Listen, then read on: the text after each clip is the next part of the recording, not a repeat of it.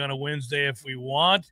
It's a Balls McWednesday after all. How is everybody? Now we're up and running and rolling. I'm Jeff. That's Tom. You're listening on 93.3 FM Real Talk Radio. If you are, you're supporting local.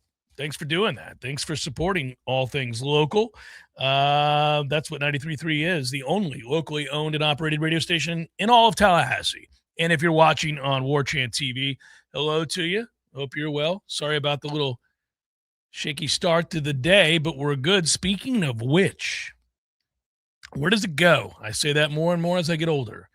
But today I thought it. Welcome to the first Wednesday, for that matter, the first day of July.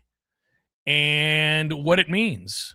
Well, I asked you, was 9 weeks, was 2, we went through the days, we did the whole thing. What makes it sound soon? I found the perfect one that makes it sound soon, because it is. College football will be played next month. There are games. College football starts next month. There it is. It doesn't get any shorter than that. When's college football next month? Cool. That's really cool. It's not months. It's not, it's next month. Next month, college football starts. In fact, college football begins in, if you'd like, I'll do it this way, 58 days, 22 hours, and however many seconds. There you go. 58 days, 22 hours, 52 minutes, 17 seconds, 16 seconds, 15 seconds. So that's where we're at. That is remarkable. It happened fast, and it got me maybe not as panicked as Mike Norvell, but it got me kind of panicked. I'm like, I don't know that I am ready. I don't know that I'm ready that college football is starting next month. And that we start at home with a week 0 game. You think about all the logistics, pre-games, game days, post-games, Friday meetups. Okay. It all begins next month. That's really soon. Next month. Yeah. I think Mike Norvell is excited or secretly dreading or is unrealistically optimistic or realistically optimistic. I think it depends on whatever you believe the expectation to be. It's a big day, by the way, in the World Cup, the United States tonight, 8 o'clock. You pumped? I am. I'm ready. Yeah, I'm ready for that game. Yeah, I like that question more than where's Mike's head at, because I don't care. Get wins or don't. Let's move in a direction instead of this lateral speed, these little Matt Millar shimmies from the sideline to the sideline. Incredible lateral speed out of Millar, but that's where we've been. Let's go north or south. Let's pick one. Well, unfortunately, Tom, I would argue we have been south.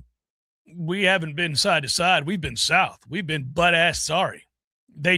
Those results didn't result in them doing anything about it. Right. They just mired in their own filth. Well, I think we're moving side to side on a treadmill that's pulling us back. I think that's what we're doing.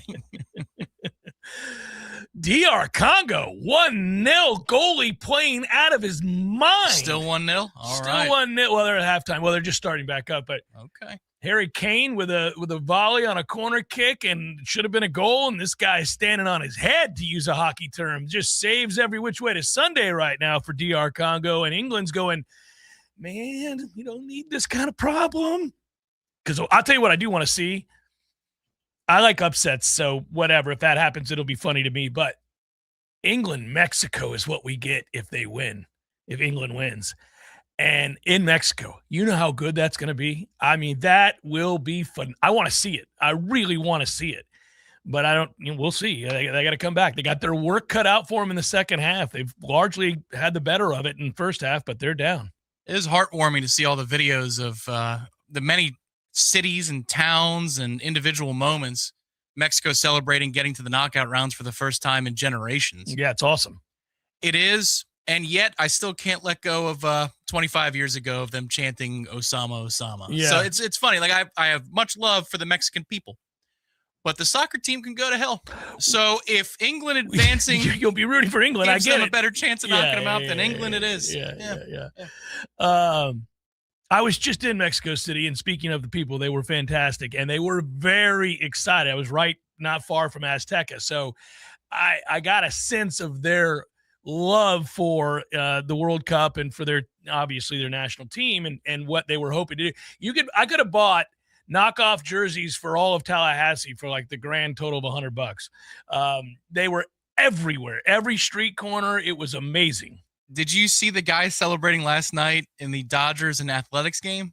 No. Okay, Mexican fans sitting front row. They score. Yeah, and the broadcast is trying to do what he's doing, but he's right next to the crowd mic. And so you just hear one man. I mean, it's the middle of the inning. The Dodger pitcher is up. He's getting into his set, and the guy is screaming at the top of his lungs, "Goal!" And it is taking over the whole broadcast. And people are going, what is going on? And he does a 360, and he's pointing to people in the stands. Yeah. It was really cool. It was really cool to see. That is good. But yeah, this has been a celebration and a wonderful event so far. And let's see if it continues on for the USA tonight at 8:00. About as big a game as they've played in some time.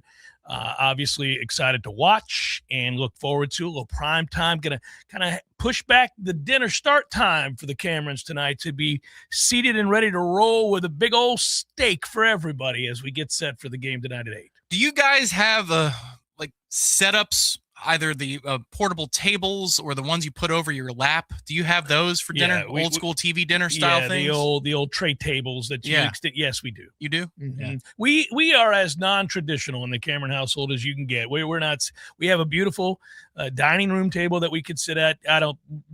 We've lived in that house for 18 years. I think we've sat there less than 10. I mean, it's crazy, but it's always been that Florida room where the 100-incher is now. It's the best room in the house. Well, the way everybody goes out there is if everybody's seated. I'm like, man, okay. So you have portable preparations for the Florida ready to room. roll. That's what you got. Ready to roll. Well, and the back deck is off that room, and that's where the grill is. So it's just like you come in and we're ready to go, and the flavors and the smells and the sights and the sounds, and you walk right through, and everybody can get it's gonna be good. Are you paying homage to the opponent by cooking some traditional Bosnian or Herzegovinian cuisine? I'm cooking steaks from Texas. Well, it's not some region of Herzegovina. No, it's a region of the United States of America. And I'm bringing them in, and I'm ready to roll. I've already got them out, and I've begun the seasoning process. We're going chimichurri tonight? Nope, salt, pepper. Salt and pepper. Good old salt and pepper, buddy. And then as we get set and flip it over in the cast iron on the Blackstone, I will have the finishing butter to go along with the garlic, cloves, and a little bit of thyme. Kind of baste it, and then we're ready to go. It's just straightforward steaks tonight. Side dishes? My wife insists. I don't care. She's always like, well, you can't just have a steak. I'm like, yes, you can. Yeah, you can. You can have two if you want. I mean, you could just eat steak and then have with a side of steak. But she's like, oh, well, we got to have a vegetable. Well, you're in charge then. You whatever vegetable you want us to have, you're in charge of the vegetables. So I don't know. I imagine it's going to be broccoli or asparagus. I like both, so I'm fine with it. Yeah, that's fine. If it was asparagus, you'd grill it up. I would if it was asparagus. And I can do the vegetables on the Blackstone. I have the whole kit and caboodle to be able to do it. The Blackstone is made for that, really. It kind of is, yeah. You do hibachi, you can do it all. I do Philly cheesesteaks on that thing like a champ. Have you done any tutorial videos on how to flip food around or do anything like that? But Bryce came out and filmed me the other day doing the Philly cheesesteaks. On Saturday, I had that, shaved ribeye meat, and I had it going, and I infused it with the cheese, and it was unbelievable. You're disciplined in the rhythm of the slicing of the meat. Yeah, I got a system. I have a system. It works. I got a system. It's good. It's perfect. I think we got audio, right? Somebody was saying no audio. I think we're good. Anybody else hearing that? Got any issues? That could be Mark. I think Mark's computer broke. All right, Mark, get your computer together, buddy. You know what? Today, I mentioned the date. I mentioned July 1st, and by the way, halfway through the year is the other way of saying that. We are halfway through the year already, Tom. Damn, man. What happened? In spite of Florida State football ignoring us, we have made it to the halfway point of the year. Well, I started thinking about the state of Florida actually today with football, and I was like, who's under the most amount of pressure? It's clearly Florida State because they're so bad. And damn it, man. But like UCF's under a lot of pressure, but it's relative because it's UCF. I mean, they got to make a bowl, right? At some point, you got to get to a bowl. They've welcomed back the prodigal son. He's got to win something. I think of the major football organizations, the two that are under the most pressure are the Noles and the Bucks. Yeah. Well, the Dolphins have sucked for a long time. But you're going to say no pressure because they're expected to suck and they know they're going to suck, and it's a new coach in his first year. There it is. All of those things. Yeah. You have embattled head coaches for our team on Saturday and Sunday. And I think embattled is a very kind way of phrasing it. Yeah. Jacksonville was really good last year in the NFL, and they're looking to take the next step, and they've been kind of quiet. I would say the only pressure in Jacksonville for the Jags is following up last year's success with another successful season. The Jags, it's been a minute since they've had a string of successful seasons, so they could use a follow-up. Also, it would be affirmation that the quarterback who's never lived up to the pick has taken that final big step forward and become what he was last year, which was a very good quarterback. He needs to do it again so that and really, by the way, that contract, that massive contract that he's under, really just starts this year. So it's a damn good thing he chose last year under Liam Cohn, of course, to become something. Looks like he's going to be a good quarterback. So they've invested, but they had already made that investment. It was important he not suck. Yeah, I think the pressure on them begins next year, and by that I mean January of 27. They got to win a playoff game. That's their pressure.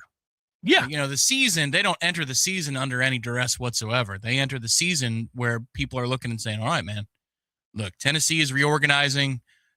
We'll see if Daniel Jones and the Colts continue what they were doing before he got hurt. The Texans quarterback seems to be in disarray. This division is for the taking. Let's iron this out. Let's nail down the division. It is now Jacksonville's division for the foreseeable future. Win a playoff game. If I was a Jags fan, that's exactly what I'd be looking for. It's a really good kind of pressure.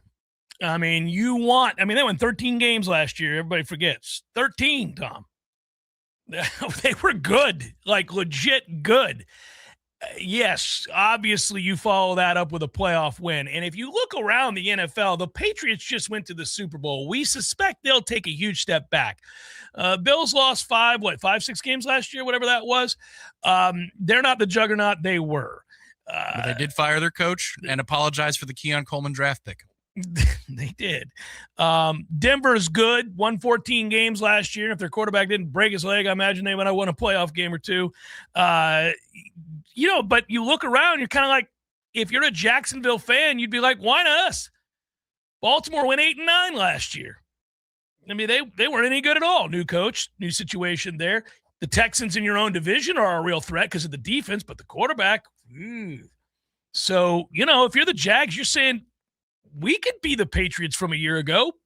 They're probably thinking, and I might not disagree with them, that they're better than the Patriots. Oh, last year? Yeah. Well, because of the strength of the schedule that New England had. Yeah. And then the fortune to face Denver when they faced Denver, sure. Yeah. Everything lined up New England's way last year. The team that's fascinating to me, it often is, and they hardly ever pay it off, if ever. So the Chargers, with McDaniel now as the offensive coordinator.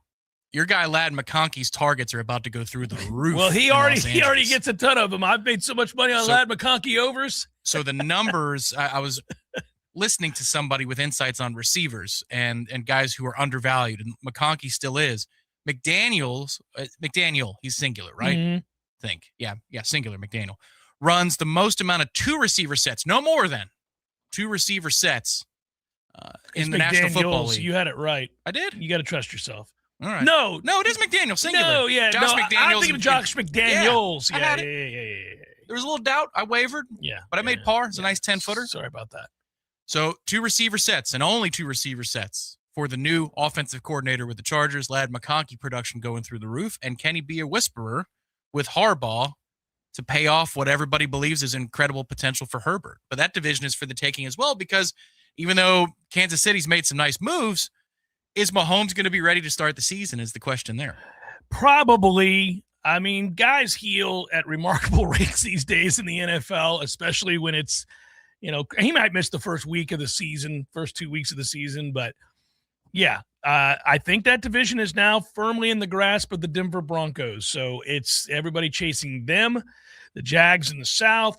The North is wide open. A lot of people believe you can get good money on the Cincinnati Bengals to return atop that division. And my man, Joe Burrow, back in a deep playoff run position. As long as he's not a chalk outline. He believes it will be the best version of their offense since they went to the Super Bowl.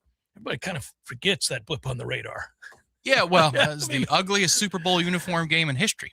But they were they came close. They could have won the Super Bowl. It was a very, very late touchdown for Matthew Stafford, yes. But anyhow, the Bills and the Patriots duking it out in the AFC East. It's fun. By the way, tomorrow we enter into the 60s in terms of days until the NFL gets started. So with a rematch of last year's Super Bowl, Seattle and New England. I feel like New England's going to take a huge step back. That schedule is so much better than it was a year ago. And also that offseason has been an atrocious offseason. That cannot be good. Can't be, right? We'll see. But you're right. So back to the state of Florida. The Dolphins are expected to suck. No real pressure with them. They're going to suck. Hate that we're this far out and you're a Dolphins fan going, okay, nothing's changed. We're going to be sucking again this year. My old friend. Yeah, it's the same thing over and over with us. What they go 7-10 a year ago? Not good. Not ideal. Probably somewhere in that neighborhood again, maybe less. The moment that they blew the chance to host a playoff game and they went out to Kansas City a couple of years ago, that was the end of that. So there's that.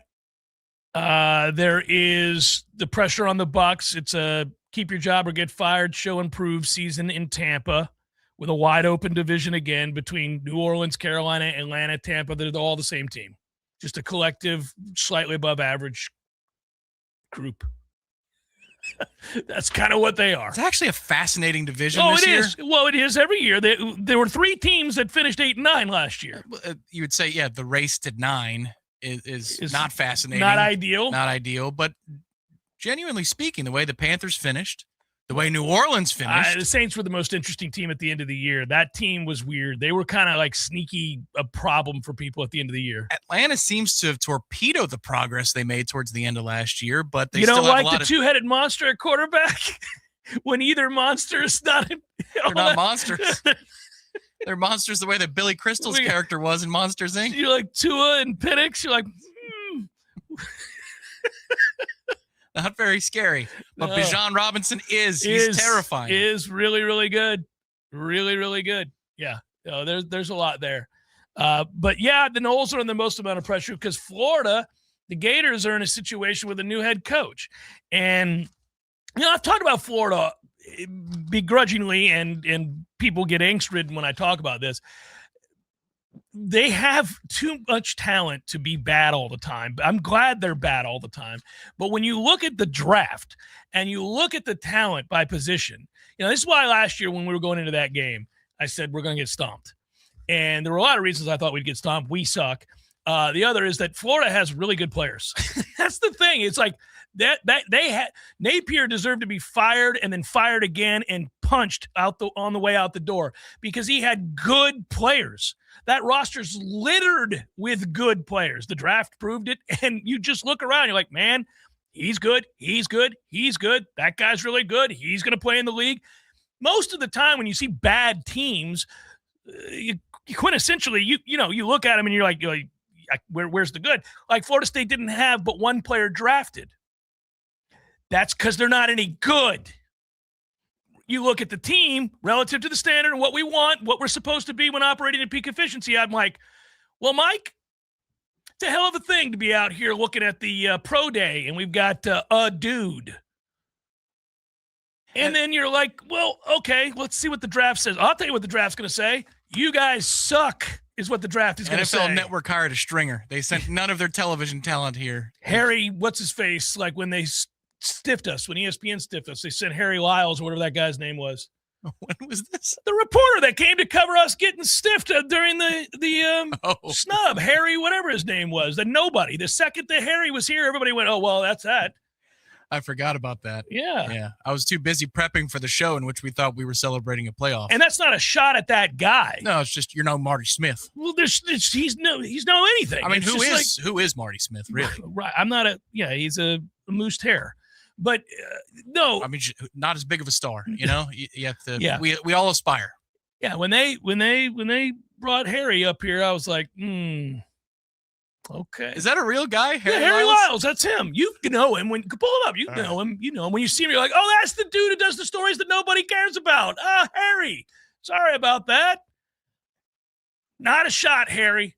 Oh, okay. Of course you know Harry. Yeah. I had no idea that was his name. You could have given me a million guesses and I wouldn't have guessed Harry Lyles. Pull him up standing next to Mike Norvell, who's staring off into space. So, yeah, we go to our own Harry Lyles on the scene. Thanks. That's right. You think they knew ahead of time that the screw job was amongst us? Like, oh, God. Who are we sending? Send Harry. They're not getting in. Yeah. It's like they said, it's in an envelope. Nobody has seen this information. Reese, it's on the bottom line underneath you. It has been for an hour. It's on the ticker. Nobody sees it except the one producer in our truck. Now, guys, understand. We here on the desk ourselves have not seen this information. It's not how it works. I know a lot of you believe differently. Meanwhile, it's just running across the bottom line. Has been the whole time. They've been sitting here discussing 6 p.m. Sports Center. You're like, what are you talking about? That is where Twitter is invaluable because people are saying, well, everybody take notes because if in an hour and a half from now, Florida State is the number 4 seed in the country, Sports Center had it first at 6 o'clock. Unless they just magically got it wrong. So wrong they got it right. Yeah. It's Jeff Cameron Show, 93.3 Real Talk Radio, Warchant TV. Room in the house. But what if a space outside of your house could be transformed to your new favorite room inside the house? We're talking sunrooms with Leon Screening and Repair. I hear a lot of people tell us the sunroom has become their favorite room in their house. They drink their morning coffee out there, whether it be the Easy Breeze windows or actually, going all the way to glass windows and enclosing it, all the way around you. So you feel like you're more outside. Pretty backyard. You got your bird feeders, the birds are flying around, but you're comfortable. I can't tell you how many people tell me that that's where they drink their morning coffee every single morning. Leon Screening and Repair builds custom screen rooms, sunrooms, and outdoor living spaces that turn unused patios into the best room in your house. Find out more about all our services and get a free estimate today at leonscreening.com. That's leonscreening.com. Your body is a masterpiece designed to heal itself from within. Learn how to maximize your health by tuning in to Phenomenal Health with me, Dr. Ryan Finn. Saturdays at 2:30. Experience true health today and call Finn Chiropractic at 386-7700. Hi, this is Gary Parsons with Café de Martin, and we're thrilled that we're back open for lunch from 11 to 3. And we're now serving dinner on Sunday nights, too. And let's be honest, finding a great dining spot in Tallahassee on a Sunday night isn't easy. But it is easy with Café de Martin. Open Tuesday through Sunday with live music on the weekends. Come see us at Café de Martin and follow us on Facebook and Instagram for other special events. Do you own a timeshare? Well, face the facts. You made a mistake. You made a bad purchase. A timeshare is not an investment. It's a money pit that continues forever. If you use your timeshare, that's great. But if you don't, and you want to legally get out of your contract, call my friends right now at the Timeshare Exit Hotline. They're an experienced team of lawyers who help good people like you get out of a timeshare contract that they just don't want. Don't throw away your money on maintenance fees. Use it for things you really want. We can help you end your timeshare contract and stop the money drain immediately. If you're ready to move on with your timeshare, call our team right now. Cancel your timeshare now with a free call. 800-298-5026. 800-298-5026. 800-298-5026. That's 800-298-5026. Nissan has 6 new models priced under $30,000, like the 2026 Rogue. Car and Driver said beats RAV4 across the board. Brand new cars, SUVs, and EVs priced under $30,000 only at Kraft Nissan Tallahassee. Hey, this is for my homeowner friends out there. You know who you are. When you get your grass cut, you're going to inspect the work, make sure it's good. Get your house painted, check around every corner and edge, make sure that's done right. Get a new roof, get eyes on those shimmering new shingles. Get your septic tank cleaned. Bet you're not popping your head down in there to take a look around. You got to trust it's done right. I'll make it easy. Go see my friend Greg Miller, Miller Septic. They're my guys. I trust them, and you can too. MillerSeptic.com. That's it. That's the commercial. That's the whole thing. Check them out. That's MillerSeptic.com. From the championship stage to coaching change and everything in between, Warchant.com remains your home for the best FSU football coverage in the business. Brutally honest columns and features, market-leading multimedia presence across video and podcast, the largest FSU fan community with a staff that combines for over 100 years of experience covering the Noles. When change comes, Warchant.com is your home for analysis from every angle. Warchant.com, your ultimate Seminole sports source.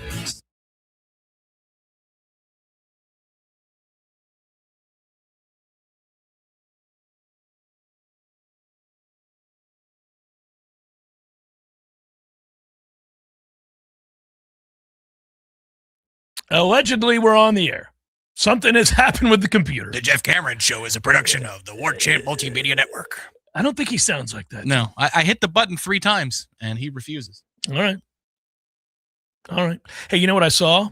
I saw a new uniform in the ACC, a throwback Georgia Tech's going to the white and gold jerseys, a new era of Georgia Tech's white and gold jerseys, they say, as produced with their new partnership by Under Armour. I don't care about the Yellow Jackets per se, but I like uniforms. And they have 12 new combinations. 12 new combinations. Gold or white tops, options for gold, white, or black pants, along with gold or white helmets.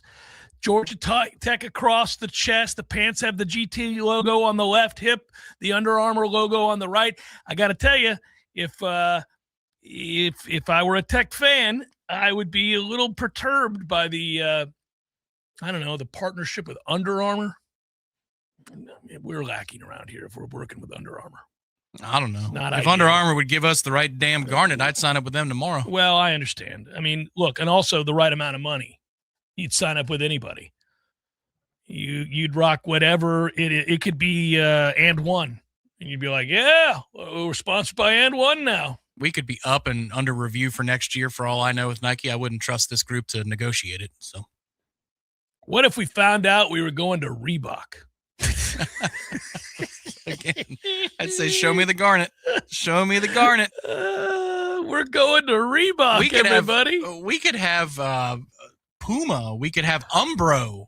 Wow. I care. Little Umbro. That's soccer right now, yeah. If they gave us the 2013 uniform, we wouldn't care.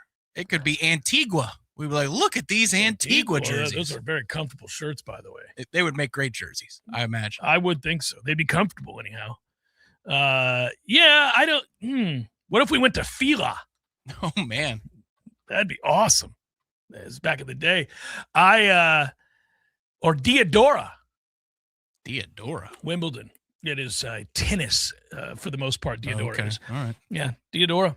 I remember Diadora shoes. You can still get Diadora shoes. Still get them. I may buy me a pair of Diadora, buddy. How about U.S. Polo Association? Not the actual Polo La Ferrin. You remember those things? Yeah. Like the knockoff? Well, U.S. Polo Asin? Anytime we get into the generic or the knockoff, it puts me in I get bummed out. I get bummed out because of a cruelty on my part in middle school where I made fun of a kid for having a knockoff pair of shoes. He was wearing the fake Jordans, and I made fun of him. And then afterwards, my conscience told me that I was an ass for doing so. But it was too little to think it through before saying something. And I didn't tease him in front of people. It was just he and I. It wasn't the kids. I wasn't mocking him. More personal. Yeah. No, I wasn't mocking him in front of the class. But anyhow, I remember this is a good case where your conscience, gets, if you have one, tells you that you've done the wrong thing. Bay Point Middle School in St. Petersburg, I'm walking down the hall after I had just made fun of this kid, and instantly I felt like this whole regret and lament. Like that, when you've done something wrong, or you said something that you realized you wished you could take back. We've all had moments where you wish you hadn't said something that you said, or you wished you would remember to say something, whatever it might be. And you feel guilty. And it's that sickening feeling in your stomach where you're like, oh, that. The worst is when you wake up in the middle of the night 37 years later and go, I really should have never done that. Why did I do that? Chances are the person that was affected by that doesn't remember it. At least that's what you tell yourself in the moment. Or it wasn't that big of a deal to them. Right. Yeah, but to you, it was. Yes. You know your own code. Something you said to your mom, something you wish, and you can't undo it. You're like, why did I do that? I lashed out for no reason, and that was inconsiderate and wrong and selfish and childish and immature. And so anyhow, whenever I think of anything knockoff, like Polo or Nike or any of them, I'm like, God, I shouldn't have said that to Charlie. His name was Charlie. Why did I say Charlie, if you're listening. I doubt he is. Get the lipstick out and cross his name off your list like Buscemi and Billy Madison. I apologize, Charlie. I shouldn't have done I it. really appreciate that, Jeff. It's been a long time. I'm no longer mad at you. Yeah, I was. He'll save you with a sniper here in short order. Yeah, I felt terrible. And I walked out the hall, was walking to my next class, which was chemistry. This is how much it affected me. I can tell you exactly where I was going. Had my trapper keeper, was on my way to... Your Walker Bueller? Yeah, I was on my way to chemistry. And I remember thinking, that was mean. You shouldn't have done that. But I was like embarrassed, so I didn't go apologize because I was too immature. And I don't think I ever did. I don't think I ever apologize. So I hope Charlie is listening. 55-year-old Jeff just apologized to the middle school Charlie Cox. What a day. Charlie, hope you can afford the real thing these days. Oh, I think Charlie's probably doing very well. He was wicked smart. He was almost geeky. I'm sure he's done well for himself. Now Almost. I've insulted. That's right. Not quite geeky, you know. He was kind of just never fully invested in anything. Shoes, geekiness. No, it wasn't his fault about the shoes. That's why I feel bad. But anyhow. Oh, we got a tie game. There you go. We got a tie game. Rise up. Is that accurate? Have they 74th minute. Okay. I'm looking. I'm trying to. I mean, it's bad radio. That would be England, Dr. Congo, everybody. Yeah. DR Congo tie at one. By the way, DR Congo's uniforms are gorgeous. They are. Oh, are those beautiful? What a kit. What a kit. Oh, every time I see them, I'm like, ooh, if I were into jerseys, I'd wear one of those. I'm not, but I'd wear one of those. If they make the round of 4, you got to buy a Dr. Congo kit. There you go. The whole kit? I gotta be dressed up like I'm a member of the DR Congo. Yes, that's right. Get your Umbro shoes. I don't know who their apparel supervisor or person is. Harry Kane with the goal. And I'm sure the Brits are saying that as their play-by-play team because that's what they sound like every time. Harry Kane, as they unbuckle over and over. It's ridiculous. It really isn't they very sound tough. absurd. It really is not tough sounding. They do it all the time. Meanwhile, I found the Irish watching hurling matches, they sound extremely tough when things are happening. They don't say, let's go. They don't say, all right. They don't say, let's go. No, let go. No. Let's go. Nonsense. Go on, boy. Go on, boy. Yeah, like that. You're like, holy cow. I've got a clip that I found from a hurling match where a kid misses wide open and the color announcer, who is obviously Irish, says something you cannot say on the air, and it's just belittling and mocking, and it's what I did to Charlie. It's awful. It's awesome all at the same time because he's saying what we're all thinking when you're watching. You're like, sir, that cannot happen. I mean, that can't, because he was the recipient of a beautiful pass, and he blows it, and then clearly the analyst played, and he's just like, oh, and he says a bunch of things. Have you ever had that happen on the field of play, like a big drop or a post feed? You know, a post feed you don't finish. Sure, yeah. I could still think of a pass I got in the crease, and I just whiffed on, and the play around the net. Yeah, it's a great play, and you just wasted it. I don't know how I missed. Well, you got excited. Took your eye off the puck? I don't think I did, but I guess I could still see it, though. I Well, can you hear see the it. puck sliding to me. You hear it, but you see it when we watch hockey. Yep. I mean, it happens all the time. Guys standing in front of the net, they fought so hard for position. The next thing you know, they're like, oh, he whiffed on it. That wasn't a bouncing puck either. The ice is fine. You just straight whiffed on it. This is roller. The surface was fine. Speaking of which, by the way, the Lightning needed to go ahead and do right and get Zach Werenski, who wants to come to Tampa Bay, and announced it. Let's go. What are we waiting on? Norris Trophy winner and young. Let's go. It's Jeff Cameron Show, 93.3 Real Talk Radio, Warchant TV.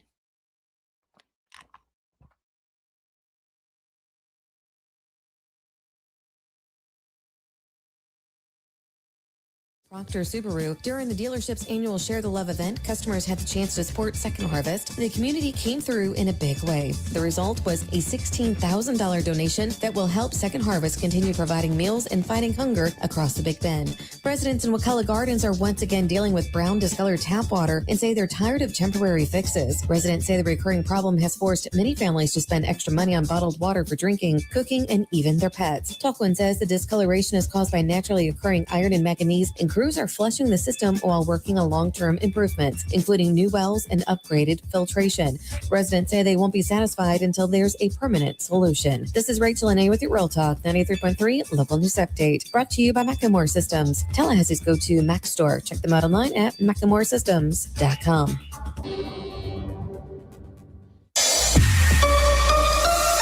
Now, here's your Paul's Termite and Pest Control Tallahassee weather report. We will be in the mid to upper 80s this midday, and we'll climb into the mid 90s for our highs in the late afternoon. Drier air is trying to slide in past the front from yesterday, and while it will still be very muggy with the heat index in the low hundreds, it won't be hot enough to warrant a heat advisory. And the chance of showers are much lower as well. From the ABC 27 First to Know Weather Center, I'm meteorologist Ryan Gore. For the elimination of termites, pests, and for a greener lawn too, call Paul's. They'll get them all. T-Spark Enterprises, roofing and construction services. T-Spark Construction.com. We conquer all peaks. We fix those dark leaks. Call 850-766-1340. T-Spark Enterprises, roofing and construction services. T-Spark Construction.com. License number CCC 1331204. Hey, Jeff, what's up, buddy? I was just thinking, I never tell you that when you grow up, one of the things that you'll miss are the games that you created with your friends in the neighborhood. Oh, good days. So I would have my buddy come over, and then we'd make up these games that were kind of like a hodgepodge of every game that you've ever played. Kind of like the bikes we built. Correct. Yes. And it's a grand experiment. In the beginning, nobody knows how to play the game, and you argue about what the rules are going to be. And in the end, everybody knows how to play the game. By the end of that summer, you know the rules, the neighborhood know the rules, and you play that game like it's the greatest game ever played. But they still try to break the rules, right? Oh, if you ain't cheating, you ain't trying. But at the end, Eddie, you're never going to play it again, and you'll think about it the rest of your life. And the best game you ever played was that game. Never been a better one. Hey, you want to have a Gordo Smash, Jeff? I do. I'd like that. Gordo's, bringing the flavor and flair of Cuban food to Tallahassee since 1996. You're listening to The Jeff Cameron Show right here on Real Talk 93.3. Sounders are broken, but Tom, flip the switch. Well done, sir. Happy Bobby Bonilla Day to all who celebrate. That's right. We've reached that time of year where it is Bobby Bonilla Day. Every July 1st, my man, hopefully, if smart, walks butt-ass naked to his mailbox, where he opens said mailbox and sees the check from the Mets for $1.19 million. Of course, that's not what actually happens. I'm sure it's a direct deposit and has been for some time. But if I were Bobby Bonilla, as I've said on the airwaves many times, and I had a Bobby Bonilla day or a Jeff Cameron day in which I received $1.19 million every July 1st, I would insist on them sending it via mail with a handwritten check. I would then go butt ass naked to my mailbox where I would stand and contemplate how great my existence is. That I have a day unlike any other, that nobody else in America has. It's my day that I go and open it up and go, guess what's in here? And I would be annoying. I would ask my neighbors, guess what today is? What do you think's in my mailbox today? I'll tell you what's in my mailbox. $1.19 million, just like last year, and the year before, and the year before, and the year before, and the year before, and the year before. I would do it 16 times because this is the 16th Bobby Bonilla Day, by the way, for the 16th straight year. Butt naked as I stand like this in front of the mailbox, getting set to open it up. That video won't get isolated for any reason. And 1.19 million. Woo-hoo-hoo-hoo. Then I would probably walk in the house, do a shot of whatever, and begin my massive annual celebration of having to go to the bank to take that check and cash it or deposit it. Cash it. Well, deposit. Oh, God. To deposit it. They'd be like, oh, today's Jeff Cameron Day. He's going to come in here dressed inappropriately. He's going to demand to sit down with one of our tellers here and ask that we process the check in front of him and see if I want any money out of it. Well, yes, I would. If you would, I would like $7,000, and I would like that in tens. Thank you. And I'd pick a different every year. I'd be like, this year, let's do 20s. Let's do 20s. And it's 10,000 this year. We're going to go to Chile because I can. Here's a little something for you. There's $10 back to you. Yeah, people fight over the bank teller assignment on Bobby Bo Day. Man, one of the great deals in sports history. He's now 63 years old. It should be known that Bobby Bonilla hit a grand total of $160 across 60 games for the Mets. They decided to buy out his deal in January of 2000 after 60 games and agreed to defer the remaining $5.9 million sum with 8% interest spread across 2011 through 2035. They've now paid Bobby Bonilla more than $19 million. He was owed $5.9. They were making so much money off of Bernie Madoff that they said, when he said, oh, you want me to defer the money? You're going to end up paying me like 10 times what you owe me. Yeah, but we're going to make 50% on it. Don't worry about it. Oopsie. Turns out the Wilpons nearly lost the team because Madoff was a crook. But that doesn't affect Bobby Bowden. Nearly is right. They were limping for years.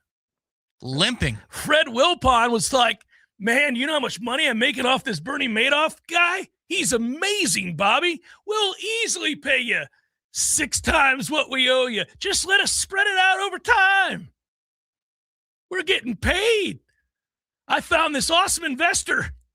It's almost too good to be true. I'll turn you on to him. Anyhow, so that's how that worked. He's now made, well, the payout when it's done, by the way, 2035 is when it's over. He will have made $29.83 million on a $5.9 million owed. I mean, that's catastrophically stupid. Liquidity matters, buddy. Liquidity. Goodness gracious. If they paid him $5 up front and he invested and did all those things, I don't know. Might be about the same. They thought they would be getting significant returns on their investment with Madoff. They did not. Therefore, they couldn't pay off the buyout, and the situation has become what it is now. The annual $1.19 million in the box. I saw a picture of Bobby Bonilla today, and my God, has he let himself go. Well, he was always teetering as a player. So. Well, he looks ridiculous. He is a fat tub of crap. He looks like garbage now. It's awful when you see him. You look at him, you're like, what? Bobby Bonilla. But then again, it is hard to blame Bobby Bo. He's got 1.19 coming every year. He's just eating his way to the next check. Clearly. I'll tell you what he's not doing. Cardio. Man, it's a bad look. You can't look like that as a former professional athlete. Or you can. But it's something. Yeah, I didn't even recognize him. I was reading the story this morning, and there was a picture of him and Steve Cohen. And it was from 2 years ago. And now maybe he's got himself together. After that picture was published, he might have been like, oh, my God, I've let myself go. But anyhow, the picture is those two. And I'm like, Bobby, you're unrecognizable. You are a behemoth. And not Bobby? and not in a good way. Oh, and England has scored again. Harry Kane has Hermie done it comes again. around third. Harry Kane comes around third. He's going to score. He's done it again. Well, imagine now. I mean, he's already their god. I mean, Harry Kane. Not that he can't afford it. Will never have to pay again. If I were Harry Kane after this game, and especially if they go deep, I would walk around London saying my own name. Harry Kane, please move. Harry Kane is coming through. Harry Kane would like to order, please. Just to mock our announcers. Give me my biscuits. Yeah, it's funny. 2-1, and they're late. It was a good effort. DR Congo gave it a run. Looks like England, the heavily favored side, is going to push through. And what do we get, Belgium and Senegal next? Yeah, which is important to the United States as long as we don't have a weird thing happen to us tonight. Well, it wouldn't be that weird. Bosnia doesn't suck. They don't, but if you take a look at the no, we're wagering heavily lines, favored. Yeah. More so than England was today. Yeah, by a good bit. No, this will be, I believe, this will be the last time we're favored in the entire tournament. This will be it. So get this one, knock it out, and then, I mean, maybe you're even money with Belgium. Probably not. It's a good question. I don't think so. I'm not going to pretend like I know how good Belgium is this time around compared to the last time we saw them, whatever that was, 12 years ago. I think we're all just lining up to get beat by France. Because if you've watched France up to this point, they're not fooling with people. It's just, I mean, and also the draws lined up for them. I mean, they did their job. They won their group, so they deserve it. But it's lined up nicely for them, and they seem to be the most skilled team. It's fun to watch. It is fun to watch. And they also currently have the best player in the world on their team. It'd be more fun to watch when we pull the upset. That's right. A shocker. And they surrender yet again. I think it's going to be a tougher task, my friend. I don't think we're going to have a hard time with this one. I don't know much about soccer, but what I know is America is going to take down France. That's what a lot of people are saying around the country right now. I was about to say, no, you're not one of them, and don't do that. It'd be cool. It'd be really cool. I mean, we could do I love the commercial, by the way, with the Ruzioni. Have you seen it? Mm-hmm. That's great. Yeah. It's great. Yeah. This world where the United States sucks. Well, and they got to put his jersey behind him for the kids who are like, who the hell is that old man? Well, he is now officially old. Oh, he's been old for some time. He looks it now. It's like, that's tough. You get to a certain age where there's not enough cream you can put on your face to help you. You're just done. You're just done. All of the elasticity is gone. You're 3/4 of the way to Jack Palance. Yeah, what are you going to do? What are you going to do? And that's a Ruzioni. But I'm not knocking him. I'm just saying, you live long enough, it's going to happen to all of us. But yeah, you look at him and you go, oh God. Yeah, it's kind of the thing the other day. It made me sad. I mean, obviously, the story that everybody saw with Chris Johnson, the running back, made me sad. It's a terrible story with ALS, and but you know what you're reminded of whenever something like this happens, something tragic happens, and you haven't seen somebody in a while, then you see them, and if they're different at all, and they have to be by definition, it's been time. You know, in his case, he's been stricken with a terrible disease, but you only have it's like an actor or a musician that you don't see until Tim they come Curry. out with The first time I saw Tim Curry after his troubles, I went, what in the hell? Have you seen Tim Curry? No. Really? So the image that you have in your head is still he's in Clue, right? Yeah. Yeah. Oh. But that's how you see him. Oh. Well, until you see him now. You got to take a look at Tim Curry. Oh, well, I'll do it during the break. I'm a little worried. You should be. It's tragic. It's worse than you think. You think he's been hitting the bottle? No. There's an affliction. Oh, he's got something. It's epic, whatever it is. What?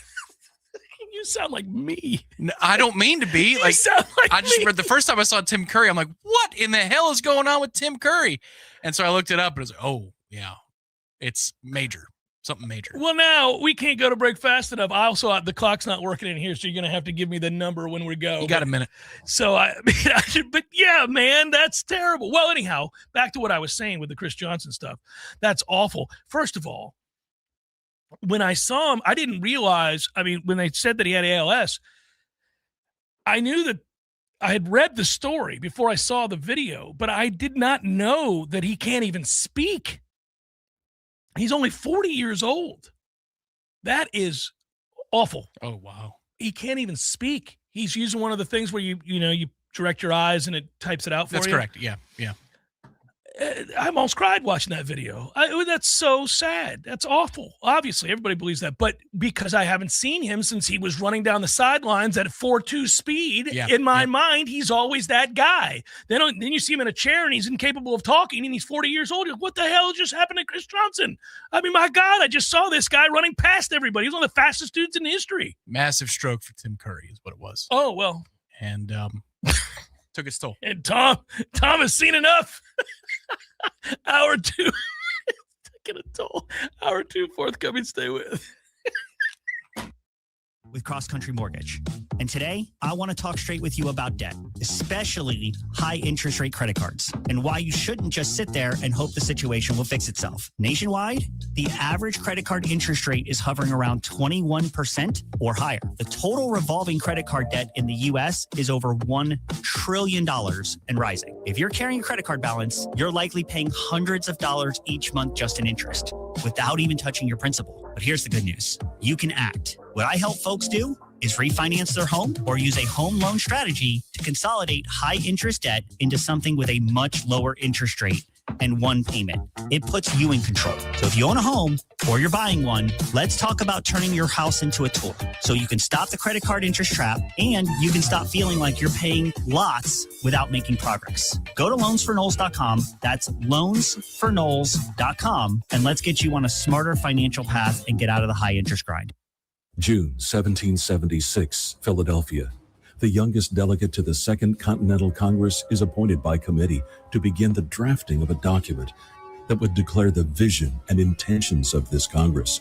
Inspired by the Enlightenment ideals of individualism and liberty, this young delegate from Virginia continued the painstaking process through several drafts before presenting the final version, which stands today as an enduring statement of human rights.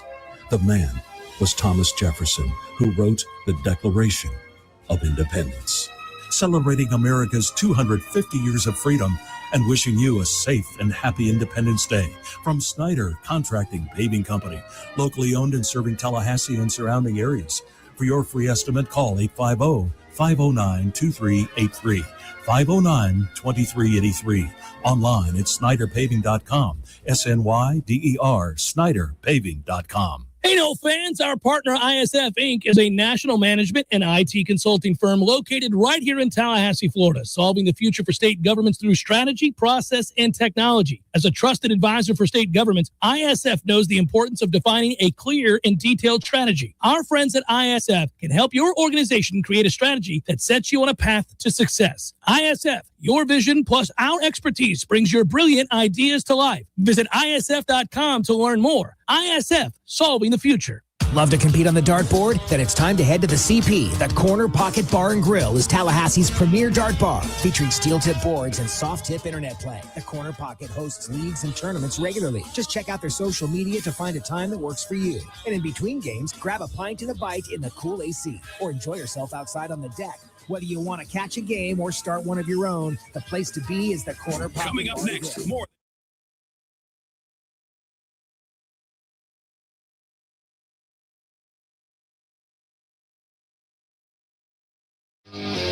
Your Sports Flash update on Real Talk 93.3 in Tallahassee. Tampa Bay Rays of baseball, not only do they win again, Junior Caminero hits another home run. They beat Kansas City yesterday 10-4, and Caminero hits a home run for a fifth straight game. It was a 3-run home run that was part of a 6-run second inning. So the Rays are just continuing to roll. Ryan Valade had a home run as well. Series does continue today. Shane McClanahan on the mound. He enters with a 6-5 record.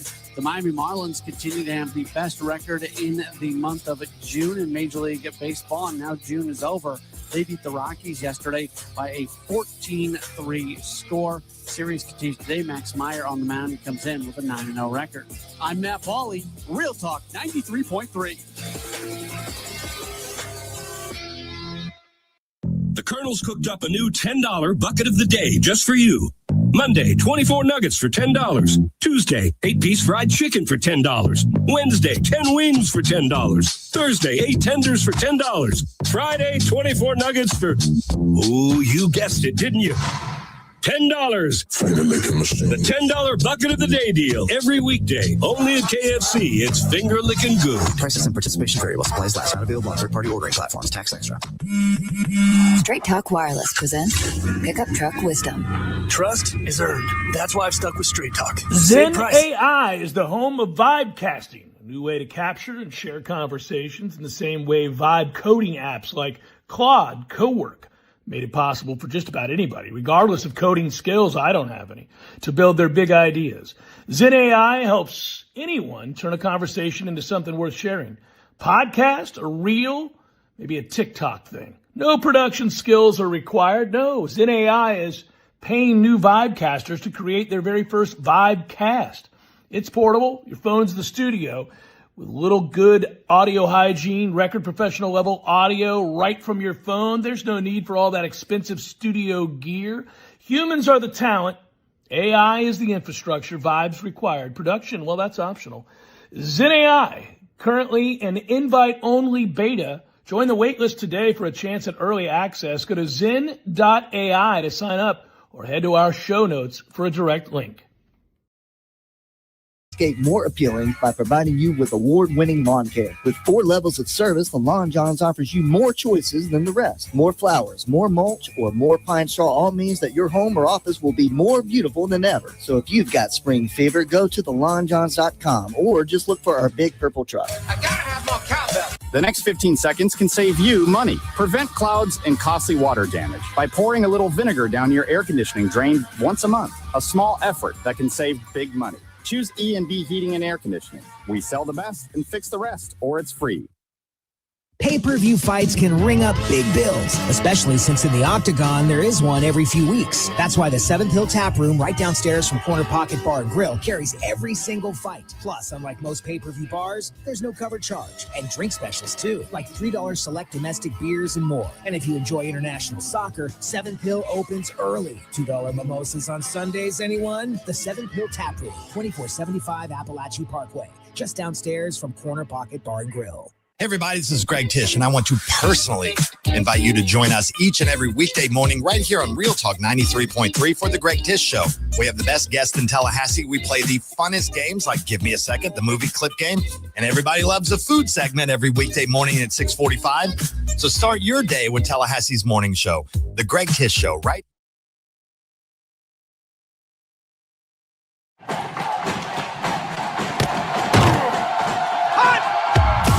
Broadcasting live from Florida's capital city, this is the Jeff Cameron Show, brought to you by Orange Theory Fitness on Real Talk 93.3. Now, stop what you're doing and listen closely. It's time for the Jeff Cameron Show in 5, 4, 3, 2, 1.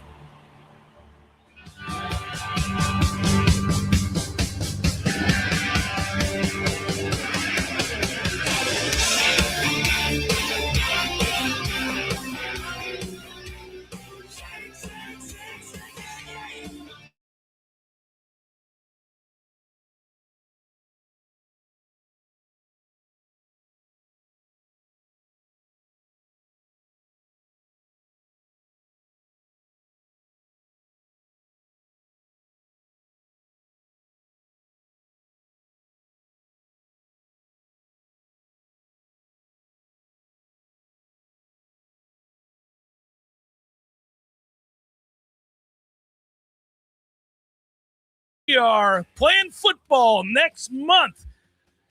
Whether you're ready or not, the Noles are playing football next month. Wow. Wow. That is hard to imagine, but it is. And at this point, I'd say that short of a surprise, I think it's going to be a middling season, but I am eager to see it. I'm kind of curious. It's funny. There's two different trains of schools of thought on what the team might be. Kind of look at their starting 22, and you say it's not terrible. The starting 22, not awful, not great, but not awful. But the question mark coming into the season is depth. And then I think Florida State has the toughest schedule in the ACC. Andy Staples does too. You can read that article on warchant.com. He posted on 3. We took it and posted it here at Warchant, and you'll see that he has Florida State as tough as it gets. First of all, you've got that game on Monday night, SMU. By the way, SMU is 14-2 since joining the league. 14-2 in the ACC. They've had very little trouble with the league that seems to lord over us. We've had 3 wins in that time in the ACC. They've had 14.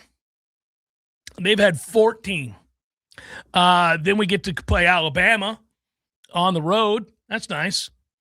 2 weeks after that, we take on Virginia, who we lost to a year ago, of course. Then we play at Louisville the following Friday, and then we play at rival Miami 8 days after that.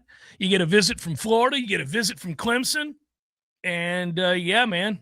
That makes up a brutally tough schedule, and I didn't even include Pitt in that, who also beat us a year ago and has a very good young quarterback. Oh, Pitt and Boston College wouldn't be that big of a deal if you spread them out, not put them in back-to-back weeks with Pitt on a short week coming off of a bye. Well, and crazy. also, it's tough, but I would say this. If we didn't suck, we wouldn't think anything of it.